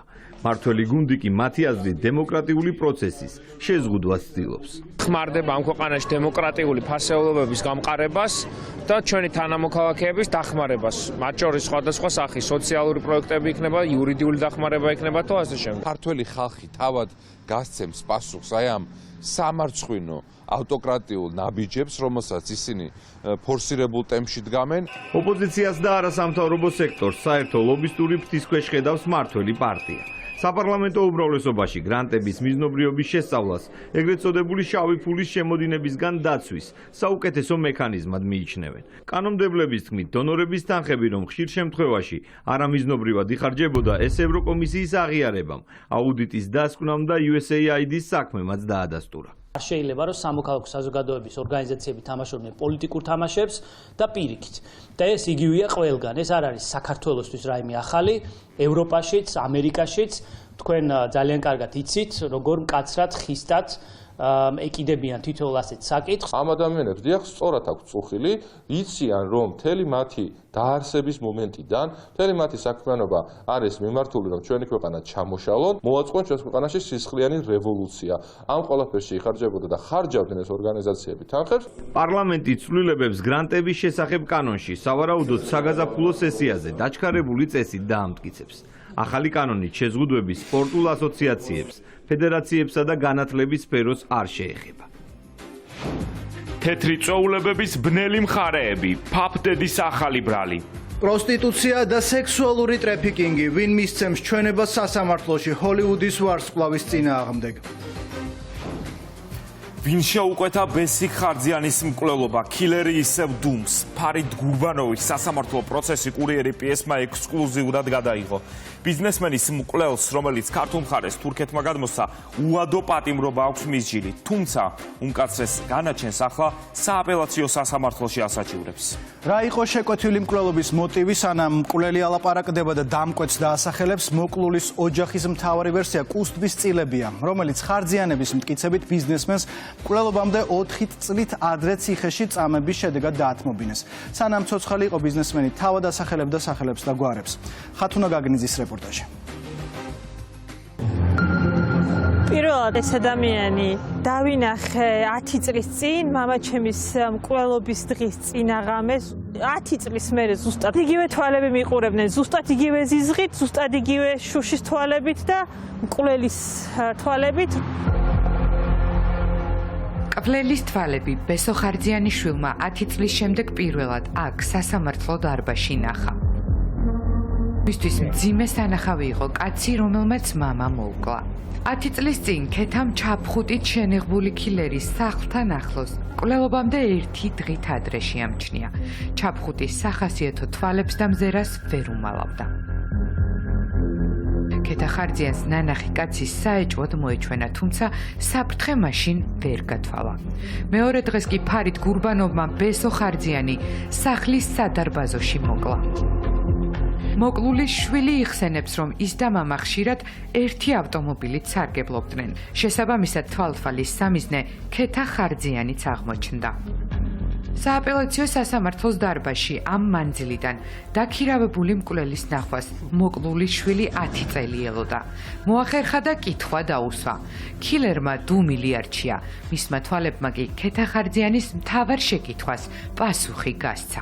ამისთვის მზად ვიყავი. ველოდებოდი ამას, 10 წელი ველოდებოდი ამ დღეს. ყოველდღიურად ვიღვიძებდი აი იმის ფიქრით, რომ დადგებოდა დღე, როდესაც მივიდოდი სასამართლოში და ამოვიცნობდი ამ ადამიანს. როცა ეს ადამიანი შემოიყვანეს, ვუყურებდი, რომ იქნებ მეშლება, იქნებ უდანაშაულო ადამიანზე, ვამბობ, რომ ეს არის. თუმცა დავწმუნდი 1001%-ით, როგორ მიცანი, ანუ აი ესეთი რეაქცია ქონდა, აი როგორ მიცანი შენ, როგორ არა და ძალიან ახლოს დავინახე და ჩაფხუტის დახურებით არ ნიშნავს იმას, რომ სახეს ვერ ხედავ. ხა შეიძლება ტუჩი და ნიკაპი ვერ დაინახო, მაგრამ თვალები, ცხვირი, აღნაგობა, ყველაფერი ძალიან კარგად დავინახე და კითხე კიდეც, რომ მე რატო დავსდევდი მეთქი, იმიტომ რომ მამა ჩემი მოგეკლა მეთქი. პასუხი არ გაუცია და მე კიდევ თამამად ვიტყვი, რომ ნამდვილად ის ადამიანია მიცესროლა. ჩემივე ინტერესია, რომ ციხეში იჯდეს ის ადამიანი, ვინც იცის, ვინ შეუკვეთა მამაჩემის მკვლელობა. საქართველოში ექსტრადირების შემდეგ პირველად სასამართლოში მკვლელი კურიერი პიესმა გადაიღო. ფარიდ გურბანოვს ამ დღეს არაფერი უთქვამს. უსმენდა ექსპერტებს, რომლებიც მის მიერ ნასროლი 3 ტყვიის, მათ შორის საკონტროლო გასროლის შემდეგ მიყენებულ დაზიანებებზე საუბრობდნენ. მოქალაქე ბესარიონ ხარძიანის სიკვდილის მიზეზია. თავის მიდამოს გამჭოლი ცეცნასროლი დაზიანება 39 წლის ფარიდ გურბანოვი 9 წლიანი ძებნის შემდეგ თურქეთში დააკავეს და საქართველოს გადმოსცეს. ამ დროს მას ბესო ხარძიანის მკვლელობისთვის დაუსწრებლად უვადო პატიმრობა უკვე მისჯილი ჰქონდა. ახლა უმკაცრეს სასჯელს სააპელაციო სასამართლოში ასაჩივრებს. აი რასაც ხედავთ, ეს ყველაფერი ჩემი გაკეთებულია. ერთი ქოლგაც კი არ არის, 2 წელია უკვე წართმეული მოხდა. როგორ მოკლეს კუსტბის მეწილე, ცნობილი ქართველი ბიზნესმენი. დანაშაულის გეგმა 2015 წლის 13 იანვარს ამოქმედდა. საქართველოში ყალბი პასპორტით ჩამოფრინდნენ აზერბაიჯანის მოქალაქე ფარიდ გურბანოვი და რუსეთის მოქალაქე ოლეგ დოევი. ქილერი დამხმარესთან ერთად კონსპირაციულ ბინაში დაბინავდა. ისინი ქუჩებში 4 მარტიდან გამოჩნდნენ, ჯერ ფეხით, შემდეგ კი მოპედით. გამოძიების მასალების მიხედვით 28 მარტს ბესო ხარძიანის სიცოცხლის ბოლო დღეს დაქირავებული მკვლელი და მისი დამხმარე ქუჩაში ისევ ერთად სხვადასხვა ტრანსპორტით გადაადგილდებოდნენ. ვაკე, მარაბდის ქუჩა, შუადღე, ბესო ხარძიანის სამსახურიდან ბრუნდება. ჩასაფრებული ქილერი მას სადარბაზოში მიყვება და ზურგიდან მაყუჩიანი იარაღით ცეცხლს უხსნის. მკვლელი ადგილიდან მოპედით გარბის. ბიზნესმენი კლინიკაში მიყვანისთანავე გარდაიცვალა. მკვლელმა კი მტკიცებულებები მოიშორა. კეკელიძის ქუჩაზე მოპედიდან ნიღაბი დატოვა. იარაღი მტკვარში გადააგდო. ქურთუკი ამოაბრუნა და დამხმარე ოლეგ დოევთან ერთად აჭარისკენ წავიდა. საზღვარი თურქეთის მიმართულებით ისევ ყალბი პასპორტით, ისევ მოკავშირე დოევთან ერთად გადაკვეთა. გამოძიებამ მკვლელების ვინაობა მალევე დაადგინა. ძებნილი დამნაშავეების მიმართ მალევე დადგა უმძიმესი განაჩენიც. 9 წლიანი ძებნის შემდეგ გასული წლის ივლისში საქართველოს პროკურატურის მოთხოვნით ფარიდ გურბანოვი თურქეთში დააკავეს. მალევე საქართველოს გადმოსცეს. სასჯელის სახე და ზომად განგესაზღვრად უვადო თავისუფლების აღკვეთა. ქილერმა ქართულ ციხეში უვადო სასჯელის დაცვა 2024 წლის 13 სექტემბერს დაიწყო. მკვლელის დამხმარე ოლეგ დოევი, რომელსაც ქართულმა სასამართლომ 19 წელი მიუსაჯა, ისევ ინტერპოლით იძებნება. არ არის ამის მეგობარი, რომ ნაცნობი იყო ჩვეულებრივ ისნობენ. თბილისში არც არასოდეს ყოფილა. მაგრამ დოევი როგორც ჩანს ნაყოფი იყო და იცოდა ესა აქაური სიტუაცია ყველაფერი. ეს კვლევა დოევმა ჩაიდინა თუ მაგან ჩაიდინა ეს უკვე დაიკვევა სასამართლოს. დაქირავებულმა მკვლელმა დუმილი არჩია. ის ახლა სააპელაციო სასამართლოში უმძიმეს სასჯელს ასაჩივრებს. უკვე კერძო ადვოკატიც ყავს, რომელიც პანკისელმა ნაცნობებმა დაუქირავეს. ის მკაცრი რეჟიმის ციხეში სამარტო საკანში ცხოვრობს. ვენძეფის რუსულ ქართულ ლექსიკონი უნდა უკიდო კიდევ ისიც შეუტანო და ცდილობს ქართული ენა ისწავლოს. 4 შვილი ყავს. საცხოვრობენ ეს ოჯახი. ნუ თურქეთში არიან ხა ამ თურქეთში ხან აზერბაიჯანში. ჩემთან ურთიერთობაში ის არ მეუბნება არაფერს და კიდევ დომენის უფლებას. არის საერთოდ მაგაზე წინასწარ თქვა რომ ალაპარაკდება თუ რას ის ზახშობა მართალი ვარ და ხთავხდა ჩემი პოზიციას მანავე ვერ იქნება ერთად შემთხვევაში. ეს სავარაუდო შემკვეთზე ვერაფერს ვერ გეტყვით, იმიტომ ეს ხოლოს მანიცის და მან უნდა თქვას ის იძახის რომ დომენის უფლებას ეკენებს და არავის არ ასახელებს და არ თანამშრომლობს გამოძიებას ახლა დასტურდა მაგალითად რომ მოპედზე ჩაფხუტზე სწორედ მისი გენეტიკური პროფილია იმ ბინაში სადაც ცხოვრობდნენ. გამოძიებასთან არ თანამშრომლობს, თუმცა დადასტურდა, რომ მან მკვლელობა შეკვეთით ჩაიდინა, ვინ არის დამკვეთი. ამის გასარკვევად გამოძიება ისევ გრძელდება. ამ მიმართულებით ცხადია ხორციელდება მთელი რიგი საგამოძიებო და საპროცესო მოქმედებები.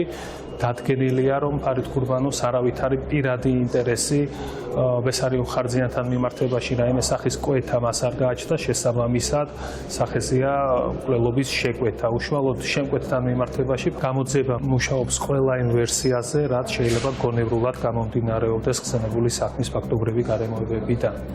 თუმცა კონკრეტულ პირებზე მე ინფორმაციას ამ ეტაპზე ვერ მოგაწვდი. ცხადია, ერთ-ერთ ვერსიად განიხილება შეკვეთით მკვლელობა სწორედ ფინანსური სარგებლის მიღების მიზნით. სანამ გამოძიება მთავარ შეკითხვას უპასუხებს, ერთადერთი ვერსია აქვს მოკლულის ოჯახს, რომ ბიზნესმენი კუსტბის წილებს შეეწირა. გამოძიება ორი მიმართულებით მიმდინარეობს, ეს არის ციხეში წამების შედეგად როგორ დავკარგე საკუთრება. ჩემთან დაპირისპირებული ვინც არიან, ამათვის არაფერი არ არის ადამიანის გაქრობა მქონდა. კილერის დაქირავება. ბესოხარძიანი მკვლელობამდე 4 წლით ადრე ნარკოდანაშაულის ბრალდებით დააკავეს. ამტკიცებდა, რომ ციხეში ბიზნეს პარტნიორების გამო ჩასვეს და წამებით დაათმობინეს კუსტბის წილები. წამების და ქონების უკანონო ჩამორთმევის საქმეზე ბრალი ძებნილებს გია უდესიანს და გლდანის ციხის ყოფილ დირექტორს წარუდგინეს. უდესიანი ბრალსაც უარყოფს და ბესოხარძიანის მკვლელობასთან რაიმე კავშირსაც. ესეც აბსოლუტური ბრალია, თავისთავად ცხადია, იმიტომ რომ არავითარი შემხებლობა და კვეთა გია უდესიანს გლდანის ციხეს არ ქონია და ეს საქმის მასალებითაც დასტურდება, რომ არასდროს არ არის იქ ადამიანი ნამყოფი და როგორ შეიძლება იქ საუბარი მიდიოდეს, რომ გია უდესიანი ჩავართული იყო რაიმე ფორმით რომელიმე პატიმართან მოპყრობაზე. ამ საქმეზე ახლა რომელიც მიმდინარეობს სასამართლოში, გია უდესიანის დაკავშირების მცდელობა კვლავ არის აი პოლიტიკური დევნის გაგრძელება, იმიტომ რომ არავითარი შემხებლობა ამ ფაქტებთან მას არ აქვს. მოკლულის ოჯახი ბესოხარძიანის ერთადერთ მტრად უდესიანს და მის ნათესავს რეზო ქურასბედიანს ასახელებს. მამა ჩემს უდესიანის და ქურასბედიანის გარდა მტერი არ ყოლია. თავარია, რომ გამოძიება გავიდეს დამკვეთზე და დამკვეთი არა, დამკვეთები ისხნენ ციხეში. ციხეში ახლა მხოლოდ კილერი ზის. დამკვეთი თუ დამკვეთები მან უნდა დაასახელოს. უნდა თქვას ისიც რა ფასად მოკლა ბესოხარძიანი. დიდი მნიშვნელობა არ აქვს მამაჩემი $10,000 მოკლეს თუ $100,000 თუ მილიონად, მაგრამ ბევრი დრო აქვს საფიქრალად და რა ვიცი 4 შვილი ყავს და იქნებ რა ვიცი რამემ დააფიქროს. უბედური ადამიანი ხა მან რა თქმა უნდა გაგვაუბადურა მთელი ოჯახი, ყველაფერი შეცვალა. იქნებ გაუნათდეს გონება, დაფიქრდეს და თქვას სიმართლე მინდა უყვეთა წყლობა. კადრები, რომელსაც რამდენიმე წამში ნახავთ, მძიმეა. მოზარდს არასრულწლოვნები ფიზიკურად უსწორდებიან, აგინებენ, ამცირებენ და ჩაგრავენ. ვიდეო რამდენიმე დღის წინ სოციალურ ქსელში გავრცელდა, კურიერი PS-მა კი გადაწყვიტა, გაერკვია რა გახდა მოზარდებს შორის დაპირისპირების მიზეზი და დაისჯებიან თუ არა მოძალადეები. სხერპლი, რომელსაც 16-17 წლის ბავშვები ჩაგრავენ, 13 წლისაა. არასრულწლოვანი დაზარალებულად უკესცნეს. მას სხეულზე დაზიანებები აღენიშნებოდა. პოლიციამ ბრალი წარუდგინა გავრცელებული ვიდეოს მთავარ ფიგურანტს, 16 წლის გოგოს. ეს არ არის არასრულწლოვნებს შორის დაპირისპირების პირველი შემთხვევა, რომელიც საჯარო განხილვის საგანი გახდა. როგორ შევამციროთ ძალადობა და აგრესია მოზარდებში. ფსიქოლოგებისა და ექსპერტების რჩევები ჩვენს რეპორტაჟში. განიმძიმს აქ ორი ადამიანის დრამა არის. ყიასავით ისინია. არ გინდა დავადებენ არიან გარშემოყოფები, რომლებიც არ რეაგირებენ და არაფერს ამბობენ იმისთვის, რომ ხარდაჭერა აღმოუჩინონ ბულინგის მსხვერპლს. ძალიან ძიმე საყურებელი ვიდეოა. ეს ფსიქოლოგების შეფასებებია უმძიმეს ვიდეოზე, რომელშიც ჩანს, როგორ აბულინგებს და სცემს არასრულწლოვანი გოგო 13 წლის ბავშვს. ამ ვიდეომ საზოგადოება შეძრა. გიდა დავადებეთ წავიღა.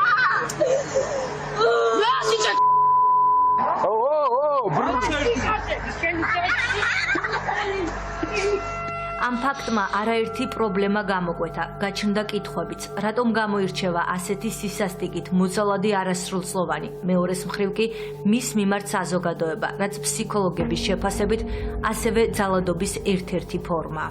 კურიერი PS-მა რეპორტაჟის მომზადება ვიდეოს ირგვლივ განვითარებული მოვლენების გამო გადაწყვიტა. ციხეშია თქვენი ადგილი, ორი შვილებო. რა ხდება? ასეთებს რატომაც უცხლებთ? სამუდამო პატიმრობა ასეთ ბავშვებს, საზიზღლები. ხალი კი არა, სატანა ხარ, ციხეში უნდა ამოყე. მაგ ბავშვის პროფილი ესაა და ესაა დედამისი. გავარკვიეთ, რომ ძალადობის ფაქტი გასულ წელს მოხდა. ვიდეოც მაშინ გადაიღეს, თუმცა სოციალურ ქსელში რამდენიმე დღის წინ გავრცელდა. ფაქტი აქ მოხდა რუსთაველის გამზირზე, იმ ადგილას, სადაც ოჯახისგან შორს მყოფი ბავშვები ხშირად იკრიბებოდნენ. ჩვენი ინფორმაციით, კონფლიქტი ტელეფონის გამო დაიწყო და 13 წლის გოგოს ბულინგით და ცემით დასრულდა. ვიდეოში ჩანს, რომ საერთო ნაცნობები გაუნձრევლად განან. ყიასავი დეშინია. ყიასავი დეშინია. ერთ-ერთი ვითარებას ამწოვებს, მეორე კი ძალადობას იღებს. სოციალურ ქსელში გავრცელებული ვიდეო საფუძველზე გამოძიება უკვე დაიწყო. 13 წლის ბავშვი, რომელსაც დაზიანებები აღენიშნებოდა, დაზარალებულად სცნეს. თვითმხილველები მოწმის სახით გამოგითხეს. 16 წლის გოგო კი ძალადობისთვის პასუხისგებაში მისცეს. მე მას შევხვდი, ბრალიც წარედგინა, თუმცა მშობელი არ ესწრებოდა სოციალური მუშაკი. არასრულწლოვანს ბრალი ძალადობის მუხლით წარუდგინეს. მშობელი ამ პროცესს არ დასწრებია. კურიერი PS-ი 16 წლის ბრალდებულის ადვოკატს შეხვდა. სავალდებულო დაცვის ფარგლებში დამცველი ძალადობაში მხილებულ მოზარდს სახელმწიფომ დაუნიშნა. რამდენი დღე საფრთხო გარემოში არის? ჩემი ინფორმაციით საფრთხო გარემოში. არასრულწლოვანი დაკავებული არ არის. ამ ეტაპზე იყენებს დუმილის უფლებას. ჩვენი მოთხოვნა იქნება, რომ არ იქნეს გამოყენებული აღკვეთის ღონისძიების არც ერთი სახე. მისი საუკეთესო ინტერესებიდან გამომდინარე, მე ამ ეტაპზე საქმის დეტალებზე ვერ ვისაუბრებ და ასევე იმ მტკიცებულებებზე, რაც არის წარმოქმნილი ამ ეტაპზე გამოძიების მიერ საქმეში. რაც შეეხება ფსიქოლოგს, ეს რა თქმა უნდა მასთან შეთანხმებით, როგორც ვიცი, ყველა საჭირო ზომა არის მიღებული. ამ ეტაპზე ბრალი წარდგენილი აქვს მარტო ჩემ დაცვის ქვეშ მყოფს, რაც შეეხება სხვა პირებს, საქმეზე გამოკითხულები არიან მოწმის სახით. ძალადობაში მხილებული მოზარდის და ნაცემი ბავშვის ფსიქოლოგიურ მდგომარეობაზე ოფიციალური ინფორმაცია არ ვრცელდება. მხოლოდ სახელმწიფო ზრუნვის სააგენტოში გვითხრეს, რომ მათ ყველა შესაბამისი სერვისით, მათ შორის ფსიქოლოგით სარგებლობა შეუძლიათ. ჩარევის გარეშე, მხარდაჭერის გარეშე ესეთი ადამიანები სრულყოფილად ვერ იქნებიან გამოჯანსაღებულები. ფსიქოლოგიური რეაბილიტაციის ხანგრძლივ პროცესზე საუბრობენ სპეციალისტები. დიდ კვალს ტოვებს ბულინგი და მსგავსი ტიპის ძალადობა, როგორც ქცევითი სირთულეები აღენიშნებათ სხვა ბავშვებს, ასევე ემოციური. რაც შეეხება ემოციურ სირთულეებს, ეს არის გუნება-განწყობილების ცვლილება, აგრესიულობა, დაბალი თვითშეფასება, რეაბილიტაცია, მხარდაჭერა სჭირდება არა მარტო ჩაგრულ ბავშვს, არამედ ასევე მჩაგრულს, რადგან უმეტეს შემთხვევაში ის, ვინც ახორციელებს ძალადობას და არის, ესე ვთქვათ, ბულერი, არის ადამიანი, რომელმაც თვითონ გაიცადა ძალადობა ან ოჯახში, ან ეზოში, ან გარშემოყოფებისგან. თუ ლაპარაკობთ იმაზე, რომ ჩაგვრელი როგორ ადაპტირდება შემდგომ სოციუმთან, ამას ალბათ კიდევ უფრო მეტი მუშაობა სჭირდება, იმიტომ რომ აქ უკვე სოციუმის მხრიდან მისი მიმდევრობის საკითხიც დგას და ამაზეც ალბათ მუშაობა არის საჭირო. ერთ მხარეს არის ჩაგვრა, როგორც დანაშაული, მეორე მხარეს კი არასრულწლოვნის გადარჩენა მკაცრი სასჯელისგან. რა არის გამოსავალი უკვე მომხდარი დანაშაულის დროს და რას მოითხოვს პრევენცია?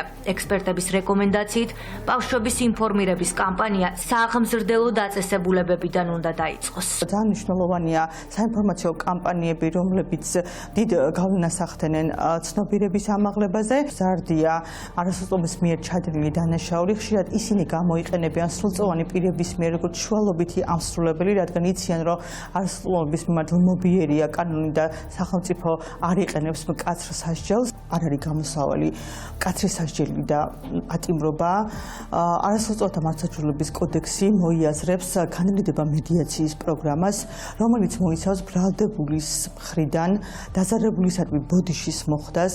შესაძლებელია გამოყენებული იქნეს მულტიდისციპლინური ჯგუფის ჩართულობა. ძალიან მნიშვნელოვანია ამ პროცესში გაიაზროს დანაშაულის ჩამდენმა ბრალდებულმა თუ რა შანსი მისცა სახელმწიფომ. რა შანს მისცემენ ძალადობაში მხილებულს, რომელმაც 13 წლის მოზარდი დაჩაგრა, ეს გამოძიების ეტაპზე გაირკვევა. 16 წლის გოგო უკვე მართლმსაჯულების წინაშეა. ჩვენაც უნდა გავაკეთოთ ჩვენ შვილებთან მუშაობით. ეს არის ის, რომ ყველაზე მთავარი მათთან კონტაქტი არ გავყარდოთ. როგორც წყალი სჭირდება ადამიანს, ესე სჭირდება მოზარდს, იმიცოდნა რომ მშობელი ნებისმიერ შემთხვევაში მის გვერდით არის. უპრეცედენტო სკანდალში გახოლ მსოფლიო ვარსკვლავს ბრალი დაუმძიმდა. თეთრი წვეულებების შემოქმედს, ფაფდედის შავ საქმეებს, პროსტიტუციისა და სექსუალური ტრაფიკინგის ახალი ეპიზოდები დაემატა. ბრალდებაში წერია, რომ ცნობილმა რეპერმა ახალგაზრდა გოგონების მოტყუებით წაიყვანა უცნობ ადგილზე და მათ პროსტიტუციაში ჩართვა აიძულა. თუკი მანამდე შეერთებული შტატების სასამართლო 2007 წლიდან 2018 წლამდე მომხდარ დანაშაულებს სწავლობდა, ახალი ბრალდება 2024 წლამდე ჩადენილ ქმედებას ეხება. ანონიმური მოწმების რაოდენობა იზრდება. სასამართლოს ხდომა, რომელზეც ჰოლივუდის ვარსკვლავების სავარაუდო მსხვერპლებს დაკითხავენ, დახურული იქნება. მკაცრად გასაიდუმლოებულია იმ ადამიანების ვინაობა, ვინც ფაფდედის წინააღმდეგ ამერიკული სასამართლოს წინაშე წარსდგება. სასამართლო პროცესის დაწყებამდე ერთი თვით ადრე ბრუკლინის ციხეში მყოფ შონ კომპსის, იგივე ფაფდიდის ორი ახალი ბრალდება წარუდგინეს. საქმეს სექსუალური ტრაფიკინგისა და პროსტიტუციის რამდენიმე ახალი ეპიზოდი დაემატა. ამ დრომდე არსებული ბრალდებები 2007-დან 2018 წლამდე პერიოდს მოიცავდა. ამჯერად კი ფაქტები 2021-დან 2024 წლამდე გამოვლენილ დანაშაულს ეხება. ახალი ბრალდების მიხედვით, ჰიპ-ჰოპის ვარსკვლავმა მსხვერპლები მოტყუებით გასაიდუმლოებულ ადგილზე წაიყვანა და პროსტიტუციაში ჩართვა აიძულა. რეპერის ადვოკატები უარყოფენ, რომ დაზარალებულები სექსუალურ ორგიებში იძულებით მონაწილეობდნენ. ეგრეთ წოდებული ახალი დაზარალებულები არიან იგივე პიროვნებები, ყოფილი პარტნიორები, რომლებიც იყვნენ ჩართულნი კონსენსუალურ ურთიერთობებში. ეს იყო მათი პირადი სექსუალური ცხოვრება, დაფუძნებული თანხმობაზე და არა იძულებაზე. უკვე ცნობილია, რომ ნაფიც მსაჯულებს ფაფდიდის წინააღმდეგ ჩვენებას მისცემს რეპერის ყოფილი მეგობარი ქალი, კესი ვენტურა. მუსიკოსი მას 2007 წლიდან 2018 წლამდე ხვდებოდა. ამ ეპიზოდში რეპერის წინააღმდეგ მეტყველებს ის სკანდალური კადრები, სადაც ჩანს თუ როგორ უსწორდება ფიზიკურად ფაფდიდი პარტნიორს. ეს ვიდეო საქმეში მთავარი მტკიცებულებაა. კესი ვენტურამ მოძალადე რეპერს ჯერ კიდევ 2023 წელს უჩივლა, თუმცა მოულოდნელად სარჩელი უკან გაიხმო. მანამდე კი გამოაქვეყნა განცხადება, სადაც წერდა: წლების დუმილისა და სიბნელის შემდეგ საბოლოოდ მზად ვარ მოყვე ჩემი ამბავი და ვილაპარაკო ჩემი სახელით. იმ ქალების დასაცავად, რომლებიც ძალადობას განიცდიან თავიანთ ურთიერთობებში. დახურულ სხდომაზე დაკითხავენ კიდევ 3 სავარაუდო მსხვერპლს, რომლებმაც ანონიმურად დარჩენა ისურვეს. მათი ვინაობა მკაცრად გასაიდუმლოებულია. ანონიმურ მოწმეებს შორის იყო ქალი, რომელიც ამტკიცებდა, რომ ლეგენდარულმა მუსიკოსმა ის 13 წლის ასაკში გააუპატიურა. დანაშაულის თანამონაწილედ ასახელებდა ჯეიზის სახელით ცნობილ მომღერალს, შონ კარტერს. დაზარალებულმა რამდენიმე დღის წინ სარჩელი უკან გაიხმო. მისი ადვოკატი ამბობს, რომ ვინაობის გამჟღავნების და მედიაში მოსალოდნელი აჟიოტაჟი შეეშინდა. ფაფდიდის და ჯეიზის ადვოკატები ამ ფაქტს სამართლებრივ ბრძოლაში პირველ გამარჯვებად მიიჩნევენ. ეს იყო ბატონი კარტერის, იგივე ჯეიზის წინააღმდეგ სამოქალაქო შეთქმულება, რომელიც ცხადია ამ შედეგისთვის იქნებოდა განწირული. ჩვენ ეგრეთ წოდებული დაზარალებულის ადვოკატის წინააღმდეგ აღძრავთ საქმეს ცილისწამებისა და გამოძალვისთვის. მან დიდი ფული მოითხოვა, რათა ჯეიზის არ გაერისკა საკუთარი მომავლითა და კარიერით. თუ ფულს არ მიიღებდა, იყო მუქარა, რომ სარჩელს შეიტანდნენ არასრულწლოვნობის პერიოდში პერიოდში გაუპატიურების საქმეზე. ეს ასეც მოხდა და ცხადია, სრული ცილისწამებაა. საჯარო და ანონიმურ მოწმეთა სიაში სავარაუდოდ ჰოლივუდის ბევრი ვარსკვლავია. მათ შორის ბიონსე, აშერი, ჯენიფერ ლოპესი, გლორია და ემილიო ესტეფანები. მედიაში აქტიურად საუბრობენ ჯასტინ ბიბერზე, რომელსაც ფაფ-დიდი კარიერის განვითარებაში დაეხმარა. პრესა აქტიურად წერს, რომ ჯასტინ ბიბერი იქნება ერთ-ერთი მთავარი მოწმე, რადგან ის ჯერ კიდევ არასრულწლოვნობის ასაკში გახდა რეპერის მხრიდან ძალადობის მსხვერპლი. მედია წერს, რომ გახმაურებული სასამართლო პროცესის მოახლოებასთან ერთად ჯასტინ ბიბერი სულ უფრო ნაკლებად ჩნდება საზოგადოებაში და სოციალურ ქსელებში წვდომად შესხუდა. ეგრეთ წოდებულ თეთრ წვეულებებს შონ კომპსის, იგივე ფაფ-დიდის წინააღმდეგ აღძრულ საქმეში ცენტრალური ადგილი უკავია. ბრალდების მიხედვით, წვეულებების მონაწილე ქალებს და ზოგჯერ კაცებს სექს მომსახურებას აიძულებდნენ. მეგავარსკვლავი, რომელიც უმძიმესი ბრალდებებით სექტემბერში დააკავეს, დღესაც ამტკიცებს, რომ წვეულებებზე სექსუალური კავშირები ნებაყოფლობით ან რომანტიული ინტერესით ხდებოდა და გაუპატიურებებს ადგილი არ ჰქონია. ჩვენ უბრალოდ არ ვაღიარებთ დანაშაულს. სასამართლოს მივაწვდით დეტალურ ფაქტებს, კონკრეტულ ფაქტებს, რომლებიც ძირს უთხრის ბრალდების თეორიას. საქმის მასალებით კი გინდება, რომ ფაფ-დიდის წვეულებებზე სტუმრებს სასმელში დაუკითხავად უყრიდნენ ნარკოტიკებს. ხშირად გაუპატიურების მომენტში იღებდნენ ვიდეოებს, რათა მსხვერპლს ვიდეოს გავრცელების შიშით სასამართლოში არ ეჩივლა. გამოძიების ვერსიით დანაშაულში რეპერის კომპანიის ათობით თანამშრომელი იყო ჩართული. ყოველწლიურად ფაფ-დიდის წვეულებებს უამრავი ცნობილი სახე და ჰოლივუდის ვარსკვლავი ესწრებოდა, თუმცა ვინ მონაწილეობდა თეთრი წვეულებების შავ საქმეებში, ჯერ კიდევ გამოძიების საგანია. ფუფუნებაში მცხოვრები ცნობილი მუსიკოსის გარეგნობას ციხის კედლებმა კვალი უკვე დაატყო. გავრცელდა ჩანახატი ერთ-ერთი ბოლო სასამართლოს ხდომიდან, სადაც 3 გრემის მფლობელის ნაცვლად დარბაშიზის გამხდარი ჭაღარა მამაკაცი. ამ პროცესზე სასამართლოში დამოუკიდებლად განიხილებოდა რეპერის მიმართ წარდგენილი კიდევ ერთი ბრალდება, რომელიც შრომით ექსპლუატაციას უკავშირდება. სასამართლოში იმყოფებოდნენ მუსიკოსის ოჯახის წევრებიც, თუმცა მედიასთან კომენტარი არ გაუკეთებიათ. იციან, რომ 55 წლის მუსიკოს მთავარი სამართლებრივი დრამა ჯერ კიდევ წინ აქვს. თარიღი უკვე ცნობილია. ნაფიცი მსაჯულები პირველად 12 მაისს შეიკრიბებიან და ოფიციალურად გაიხსნება საქმე, რომელიც მსოფლიოს სამუსიკო სამყაროს ამ დრომდე არასდროს უნახავს.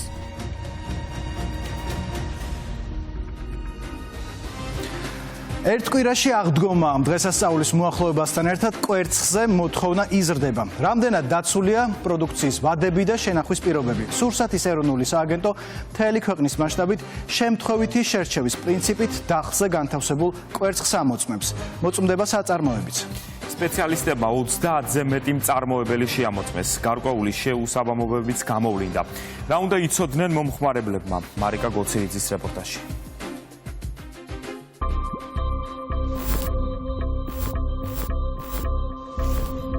აღდგომის დღესასწაულის მოახლოებასთან ერთად სურსათის ეროვნული სააგენტო კვერცხის ხარისხის კონტროლს ამკაცრებს. კვერცხი გაქვთ ხოლმე დასაწყობებული? კი ბატონო.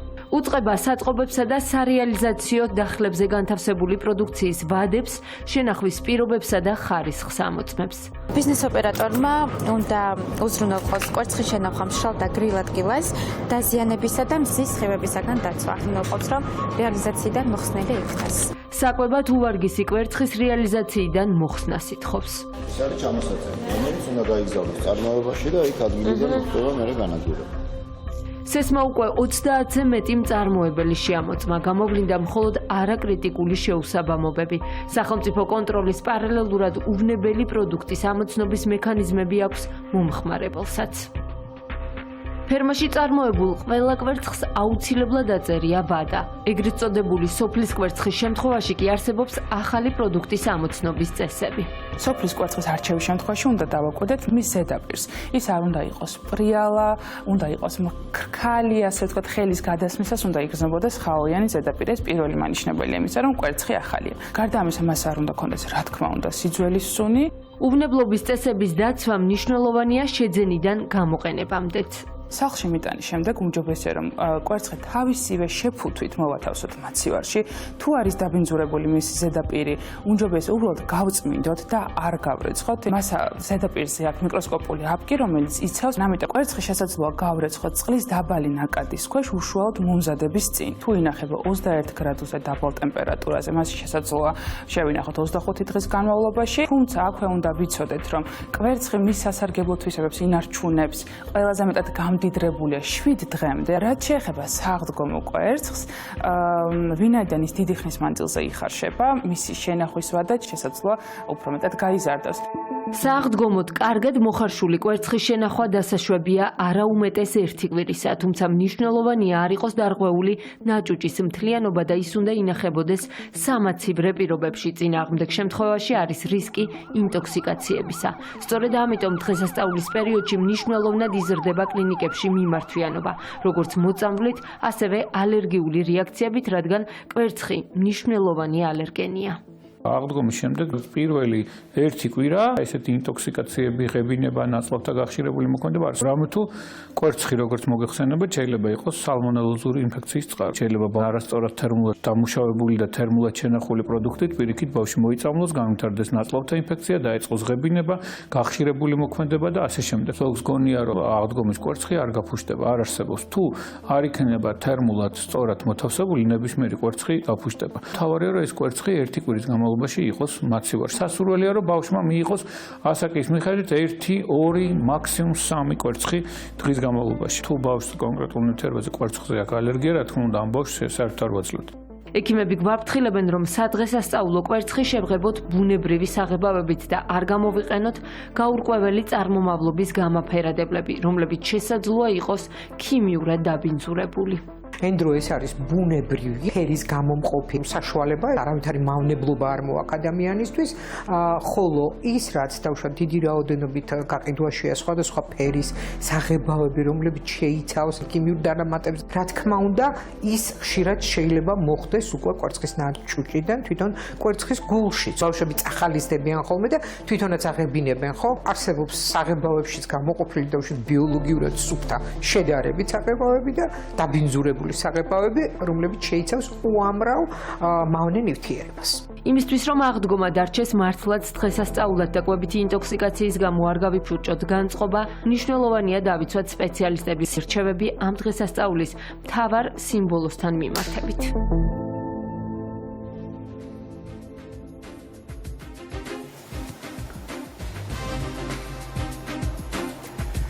დღეს ბზობა, დღე, როდესაც სახარების მიხედვით მაცხოვარი იერუსალიმში დიდებით შევიდა. იესო ქრისტეს ხალხი ფეხქვეშ უგებდა ხის ტოტებსა და პალმის რტოებს.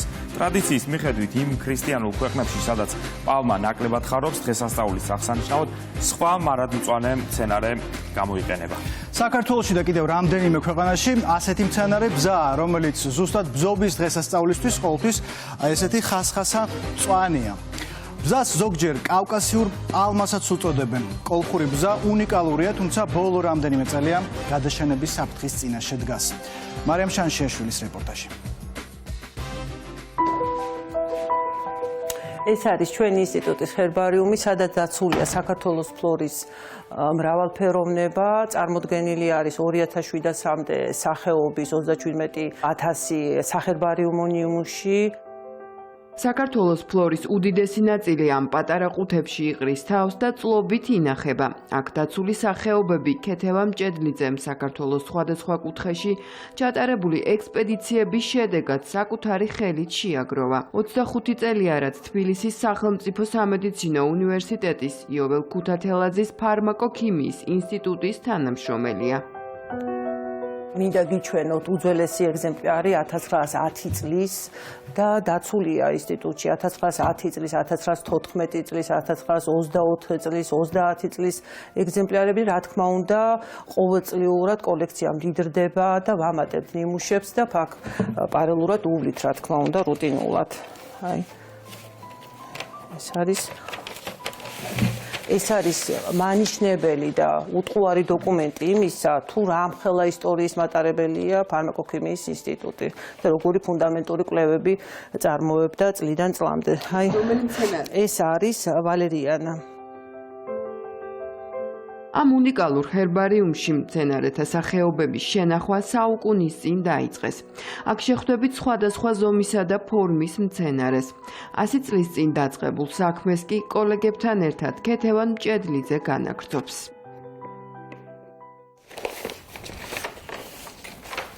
მე შეხედეთ 1920 წლის ნიმუში არის სერანთემუმი. მცენარეების საჰერბარიუმო ნიმუშებზე მეცნიერები ფარმაკობოტანიკურ კვლევებს დღემდე ატარებენ. დაცულ სახეობებს შორის განსაკუთრებული ადგილი ეთმობა კოლხურ ბზას. ჩვენს ინსტიტუტში 34 წლიდან დაიწყო კოლხური ბზის ფიტოქიმიური კვლევა და ეს პროცესი გახანგრძლივდა კარქახანს, ვიცით რომ ალკალოიდის შემცველი მცენარე არის. აქ დაცულია 34 წლიდან მოყოლებული დღემდე არაერთი ნიმუში. კეთევან მჭედლიძემ ბზა მიკროსკოპულადაც შეისწავლა. გვიყვება, რომ მცენარეს უნიკალური სტრუქტურა აქვს და ჩვენი წინაპრები მას ერთდროს სამკურნალო დანიშნულებითაც იყენებდნენ. ლაბორატორიაში ბზას ახლაც იკვლევენ. ამ ჰერბარიუმში დაცულია კოლხური ბზის 14 ეგზემპლარი, რომელიც მეცნიერებმა 1934 წლიდან 1938 წლამდე შეაგროვეს. სამკურნალოდ გამოიყენებოდა, ეხლა ისეთი ინტენსივობით არ გამოიყენებენ, ვინაიდან ალკალოიდის შემცველი მცენარე არის. ამდენად უფრო ფრთხილად უდგებიან სახმკურნალები მის გამოყენებას. საკმაოდ კარგად ინახება, მწერი მას არ აზიანებს. ბოლო წლებში 2016 წელს მისი შინაგანი აგებულებაც შევისწავლეთ, ვინაიდან დაავადება გავრცელდა, როგორც აღმოჩნდა, საკმაოდ ძლიერი სტრუქტურით გამოირჩეოდა. შესაბამისად, პერსპექტივა იმისი, რომ კოლხური ბზა აღდგეს და გაუძლოს ამ დაავადებას, არის ნამდვილად. კოლხური ბზა 10 წლის წინ დაავადდა და ახლა გადაშენების პირასაა. შეტანილია წითელ წიგნში. საქართველოში გავრცელებულია დაცულ ტერიტორიებზე, გვხვდება აჭარაშიც.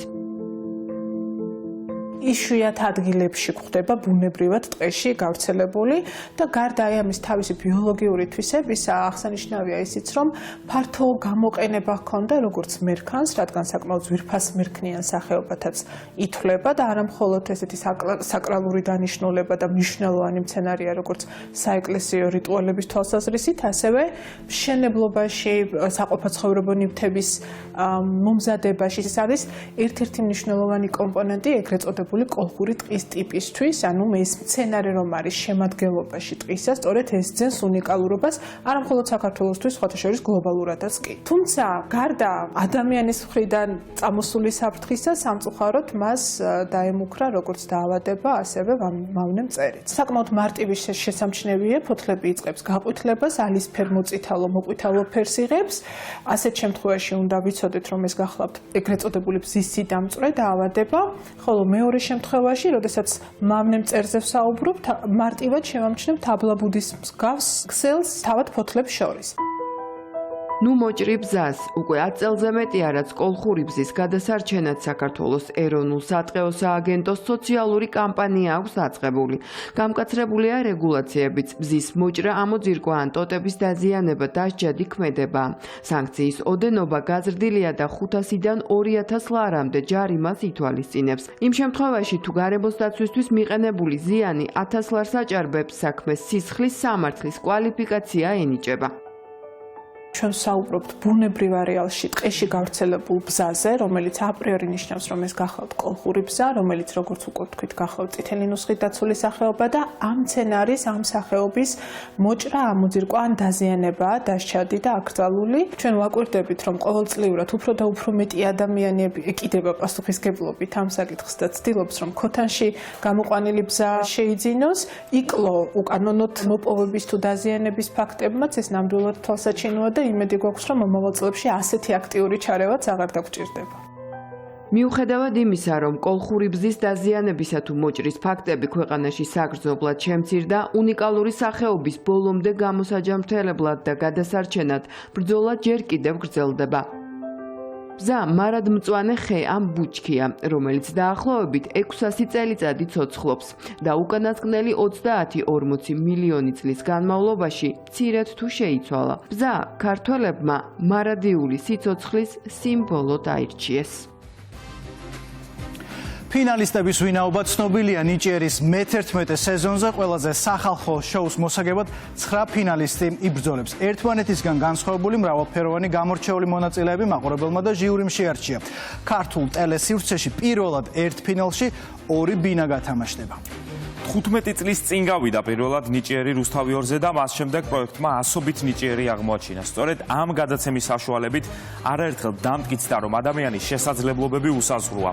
პირველად სწორედ ნიჭიერის სცენაზე ვნახეთ რამდენიმე ტონიანი ტრანსპორტი, რომელიც ერთმა ადამიანმა გაწია. ვნახეთ ეტლში ჯდომით შესრულებული ტანგო, ვნახეთ ქვიშით გადმოცემული ისტორიები.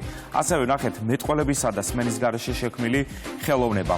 ვნახეთ ტრაქტორით ჩოგბურთის თამაშიც, უმაღლესი დონის სიმღერა, ცეკვა და აქ ვნახეთ, რომ შესაძლებელია რეანიმაციიდან პირდაპირ დიდ სცენაზე მოხვდე და შენი ნიჭით მთელ ქვეყანას თავი შეაყვარო. ანი გენებაშვილის რეპორტაჟი.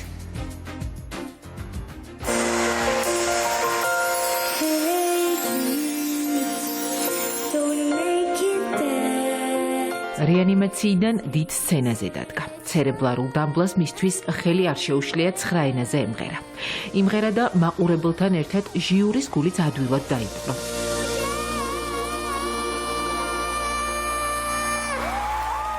ლუცა საჩეჩელაშვილი არის მეორე კონკურსანტი. ლუცა საჩეჩელაშვილი გადავიდა ფინალში.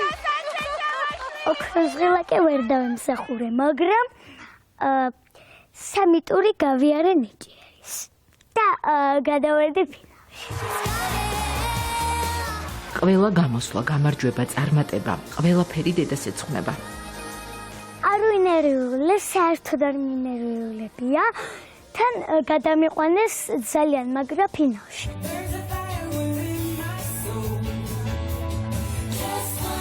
მე ვოცნებობ, რომ ფინალში ძალიან მაგრა ვიმღერო.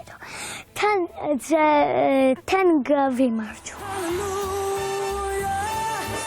მომნუსხველი, გამორჩეული, ხმა და შესრულება. მარიამი ჟიურის კიდევ ერთი რჩეულია.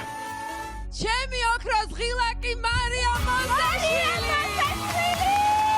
მივხვდი რა ხელ ბედნიერება ყოფილა, როცა ასეთი პროექტის საშუალებით შრომა გიფასდება ადამიანს და უბედნიერესი ვარ და თან უდიდეს პასუხისმგებლობას ავწვნობ, იმიტომ რომ კიდევ ერთხელ გავხდი ჟიურის არჩევანი და ეს არჩევანი უნდა გავამართლო ფინალში, სხვა გზა არ მაქვს. ხალხის გადაწყვეტილებით ნია სტუდიო ფინალში გადავიდა. სიმღერა, თან ცეკვა, 27 წევრი, ყველა ვოკალური ნიჭით. ნია სტუდია! მე თუ გადავრჩებოდი არ მეგონა. ოღონდ მართლა. ძალიან ბევრი ვინერვიული, ამდენი ალბათ არც მინერვიული არასოდეს. მაგრამ ღირდა, იმიტომ რომ აი უდიდესი ემოცია და უდიდესი ბედნიერება იყო განსაკუთრებით ხალხის რჩეულები რო გავხდით.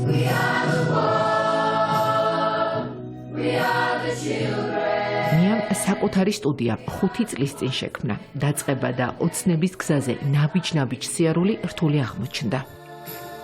სიმღერა ფაქტიურად სულ არის ჩემს ცხოვრებაში.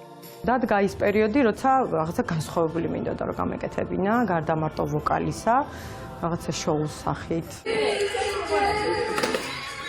ქაოსის მიუხედავად სულ წესრიგია. გუნდში დემოკრატიას იცავენ. მეგა შოუშიც ასე მოვიდნენ.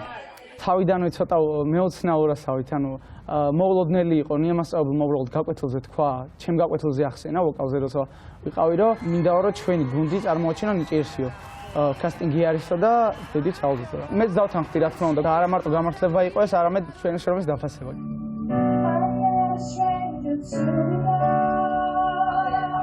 დღის ბოლოს ძალიან დაღლილი. 75 მოსწავლის მასწავლებელი.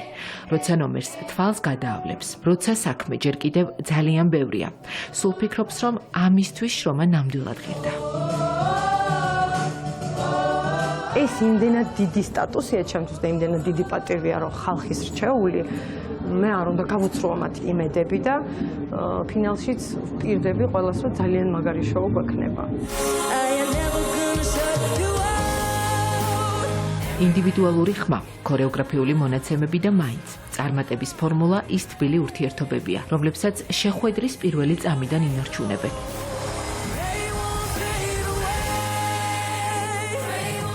ნია ჩვენთვის არის როგორც დედა და ყოველთვის ვიძახით დედა მას, ნია მას არა. ნიასთან რო შემოვედი ძალიან მარტივად შევეწყე ბავშვებს, ძალიან კარგი ადამიანები არიან და დავინახე ასეთი კარგი გარემო. გადაღებამდე ერთი კვირა ვიყავი ძალიან ცუდად, ვირუსი მქონდა და ამ ვირუსმა მე გამოიწვია ბრონხების ანთება და ძალიან გამიმძაფრდა, გამიმძიმდა და სცენაზე სანამ გავიდოდი, ანუ სცენაზე უკვე რო გუნდი დადგა და სანამ სიმღერას ჩართავდნენ, დამეწყო სპაზმები ხველა და შუა სიმღერისასაც დამეწყო ხველა და გავწყვიტე რაღაც მომენტში სიმღერა და ძალიან დავისტრესე მაგაზე მთელი რა ვიცი, რამდენი ხანი მანდიდან ვერ გამოვიდიოდი რა ვიცი. ახლა მთელი ყურადღება ნიჭიერზეა. მუშაობენ ბევრს დაუღალავად, შეუსვენებლად, იმისთვის რომ თავარი პრიზი მოიგონ. ფინალში ყოფნა უკვე გამარჯვება, აი მართლა. არ ვფიქრობ იმაზე, რომ მე გამარჯვებული სტატუსი მექნება და ბინას მოვიგებ, თუმცა ეს ძალიან დიდი ბედნიერება იქნება კიდევ და მარტო მე არ ვწყვეტ, ანუ ბავშვების იდეა იქ რომ სტუდიის ფართი არ გვაქვს ჩვენ და ვართ ახლა იჯარით, გამოვიყენო როგორც სტუდიისთვის. პირდებიან რომ მეგა შოუს დიდ სცენაზე ზღვა ემოციით, ზღაპრული სანახაობით და დაუვიწყარი ნომრით დადგებიან, რასაც მაყურებელი ვერასდროს დაივიწყებს.